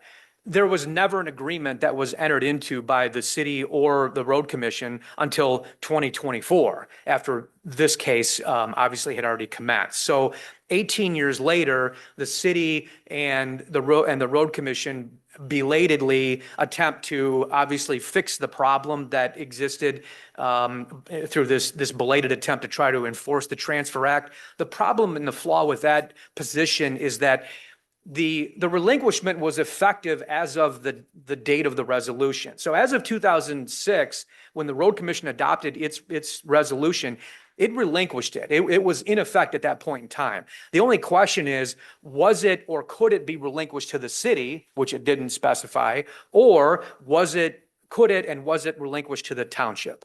Our position is it was relinquished to the township, the only governmental agency that could have exercised jurisdiction over that point in 2006. And so the effort to now come up with this agreement in 2024 that would attempt to bring the Transfer Act back to life and to exercise jurisdiction under it is inconsequential and is invalid. Even if we agree with you, does Marion Township can you amend the 425 agreement? And does this little 0.16 strip just get wrapped up into the rest of the 425 So property. the 425 agreement, Judge, doesn't need to be amended. The 425 agreement said that all of the area, including my client's property, could be transferred to the city if each individual property elects to do so in writing. I got you. And so presumably your client would not. My client's never, my client is actually the only property in this entire area that was subject to the 425 agreement that hasn't transferred into the city. They're the only one. If they chose to do so, all they have to do is submit a written consent and they're in. Okay, yeah. Thank you. That was helpful. Absolutely. The only other thing I just want to point out, the council referenced the Schrock case. The Schrock case was a governmental liability case. It had nothing to do with which of the jurisdictional transfer or relinquishment statutes were applicable. Dalton Township, which was referenced, that was not a relinquishment case. It was a statutory abandonment, which is a completely different statute and completely different legal issues. And so ultimately, at the end of the day, there isn't a case anywhere in this state that where the Transfer Act has been applied to enable a transfer of a relinquishment and transfer of a road from the road commission to a city for a road that's located in a township. And for that reason, I would suggest and submit that the decision by the lower court be affirmed. Unless the court has any other questions? Nope. Others? All right. Thank you, Mr. Meyer. Okay, thank you. Sure.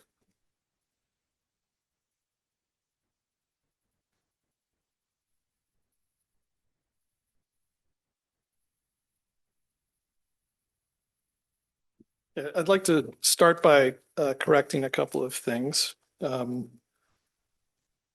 One, and this has to do with, I think there's some confusion here over the relationship among the different roads. So the resolution that you were just looking at, the July 21, 2006 Road Commission resolution, transferred jurisdiction to the city over two portions of road. Okay. One is that portion of D19, which is a different road. That's not Old Pinckney Road, but it's part of the same project. How about the 0.16 miles of Old Pinckney Road? That's the portion of Old Pinckney Road that was transferred. Now, if you look at, I don't know how readily available it is. Exhibits. Okay, so if you look at I know it's page 052A. It's 052A. Right. It's one of the exhibits that was attached. 052A is exhibit 7. Yeah, that's correct. It's a GIS map that has Old Pinckney Road highlighted in yellow. Okay, so it's a picture. Right. Okay. And the reason that I'm asking you to look at that is because I think, and there are a couple more pages to it, it's a good illustration of the fact that of that 0.16 mile section of Old Pinckney Road, all but 100 feet is at least partially within the city.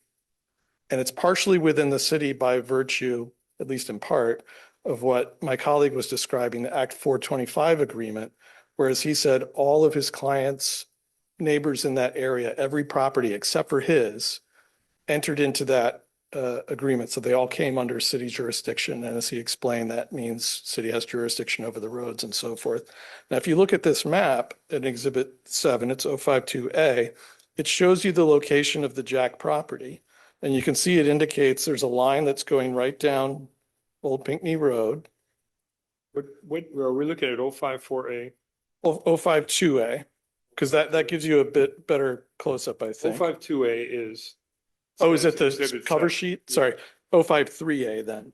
It's the next page, the first page of the actual content of the exhibit.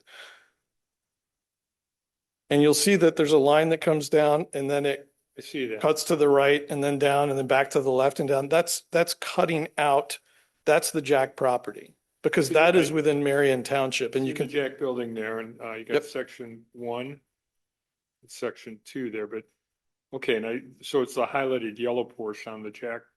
Right, and you can see that the property dimensions are indicated there because those lines show you where on the right you've got City of Howell, on the left Marion Township, and the dividing line is Old Pinckney Road. So half of the road The roadway is within the city of Howell. It's under the city's jurisdiction. There's no question that it's not entirely within Marion Township. It's on the border.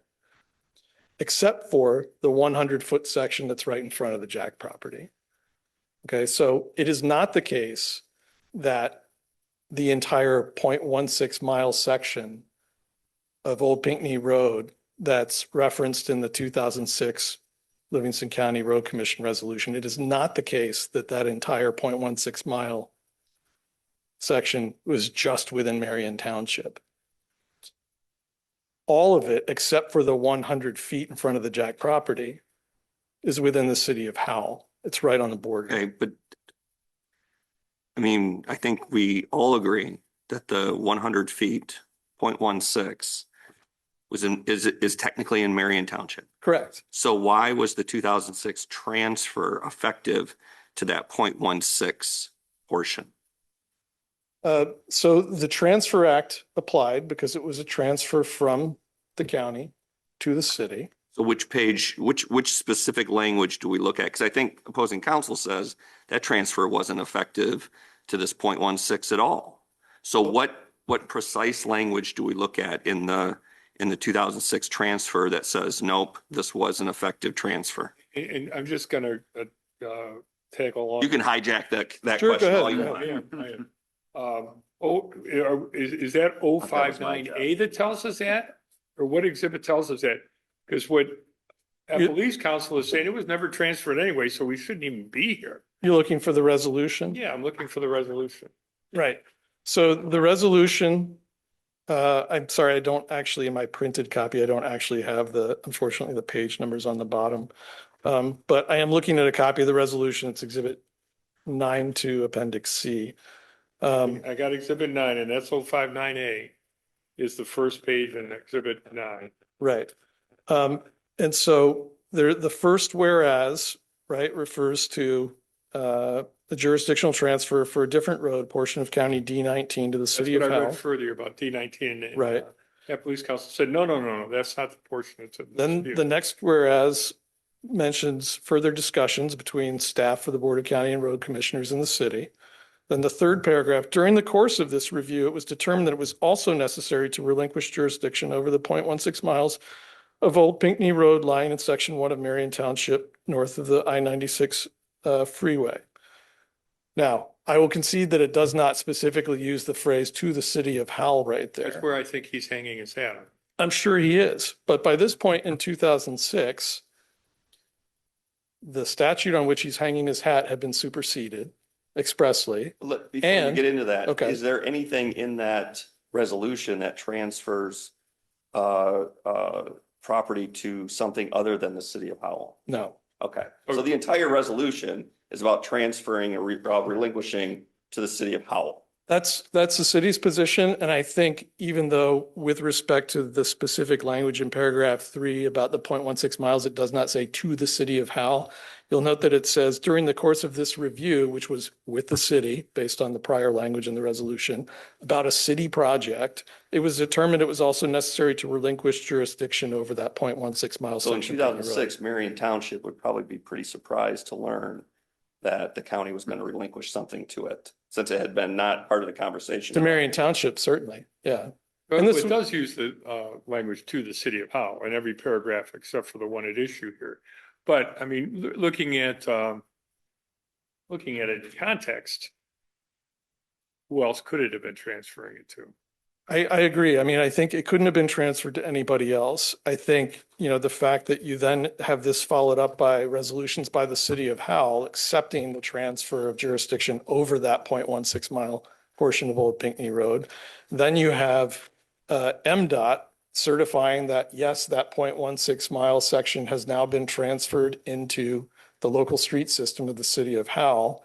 I mean, it's not in the record, but I have a hard time believing that would have happened if MDOT thought that transfer had never taken place, or that it wasn't supposed to take place to the city of Howell.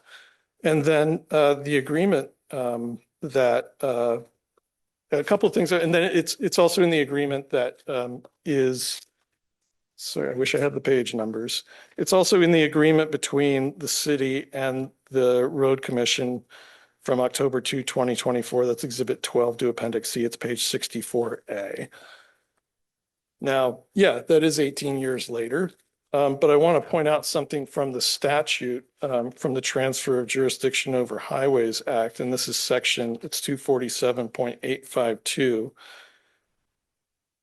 What it requires is consent to transfer of both parties, in this case, the county and the city, and without the consent of both parties, except as provided by this act, the consent shall be evidenced by a written agreement entered into after approval by resolution of each highway authority that is party to the agreement. So in 2006, and I think the city's resolutions were both in 2006 as well. I don't think they spilled over in 2007. No, they were November and December 2006. We had a separate agreement in the exhibits. Is that in your exhibits? The agreement? But there was a separate agreement? Yeah, it's 64A. It's in 64A to your. yes, to appellant's appendix. The statute expressly requires the agreement only as evidence of the consent to transfer. The mechanism for actually affecting the transfer is the approval by resolution of each highway authority. It refers back to the July 21st. Now, the city's position is that the resolutions themselves function as the agreement, as the consent, but to the extent a separate written agreement is necessary saying, yes, we consented to the transfer, we agreed and we accepted to transfer jurisdiction over these highways in order to evidence the pre-existing consent, there is an agreement. And I think, to the point that brought this up, I mean, the fact that Livingston County did not look at that and say, well, wait a minute, we never meant to transfer that to you. What are you talking about? I said, right. I mean, that's what we did 18 years ago in 2006. I think that speaks volumes. Very briefly on the argument that in 2006, somehow the entire section of that road, or even just the 100-foot portion in front of the Jack property, that jurisdiction over that somehow reverted by operation of law to the township. That's not even, I mean, that's not only is it wrong, but it's not before the court. I mean, what the trial court found was that the transfer was ineffective. And if it's ineffective, that simply means that jurisdiction would remain where it was. There's been no argument about abandonment or anything, right? Could you say that again? Sorry. There's been no argument about abandonment. Oh, I'm sorry. That's correct. No allegations in the counter complaint. And it's the counterclaim that's really sort of the vehicle for bringing this issue up, right? It was Jack's counterclaim seeking a declaration that the city under 224.18 does not have jurisdiction over, I think it was limited to the 100-foot portion of the road, but it could be wrong. I'd have to look, of the 0.16 mile. Briefly, the Schrock case is apposite here. I mean, it's on point. The reason that we cited it was not to say that, well, this is an example of applying the Transfer Act. It's obviously not. I thought you cited it because Judge Cadola was on the panel. I cited it before I knew he was going to be on the panel, but the reason we cited it was just for the proposition that, I mean, yes, that a city can have jurisdiction, and this court's recognized a city can have jurisdiction over a portion of road that's located outside of its corporate boundaries. Whatever the vehicle for getting there. Sorry, briefly, otherwise, just a few points. The Transfer Act, I've been through the consent with the resolutions and then the agreement evidencing the consent. There is another mechanism, but the reason that the city didn't pursue the other mechanism of having a board hear evidence and so on is because the statute only requires that if the city doesn't consent to receive the transfer. The city consented here. So that's why we didn't do it, not because we failed to do something and there's no evidence in the record of us failing to do it. And so, we should lose. It just wasn't even required because the statute itself only requires it if the city doesn't consent. The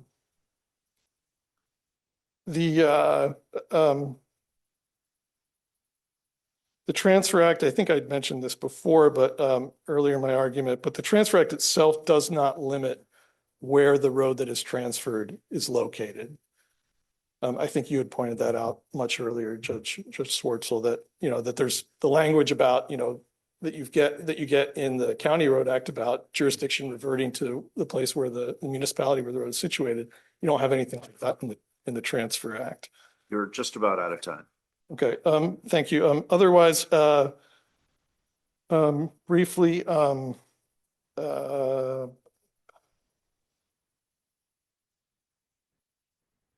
I think, I mean, it's covered in our brief, but and it's background facts, but there are other property owners along that road. It's not simply who have used it. It's not simply, and there is this development, which is a significant development that's now been jeopardized. It's been put on hold, is my understanding, the track, and I think it's something like 90 or more garage condos and various other things, possibly retail development. There is a public record of the development agreement between Motorsports Gateway and the city, and that includes an agreement that Motorsports would have at least temporary access during the project along Old Pinckney Road. So there's a real issue for the city now that Motorsports doesn't have that access, and has certainly been calling it to the city's attention. I think if you don't have any other questions for me, I think I'll stop there, and I may be out of time anyway. Okay, thank you. Thank you very Appreciate much. your arguments. Very well argued. The case is submitted. And that brings us to our last item of the day, item number 11, docket number 372552, Sarah James versus Gustav A. James. That matter will be submitted to us on the briefs, and with that, we will be in recess until 10 o'clock tomorrow morning.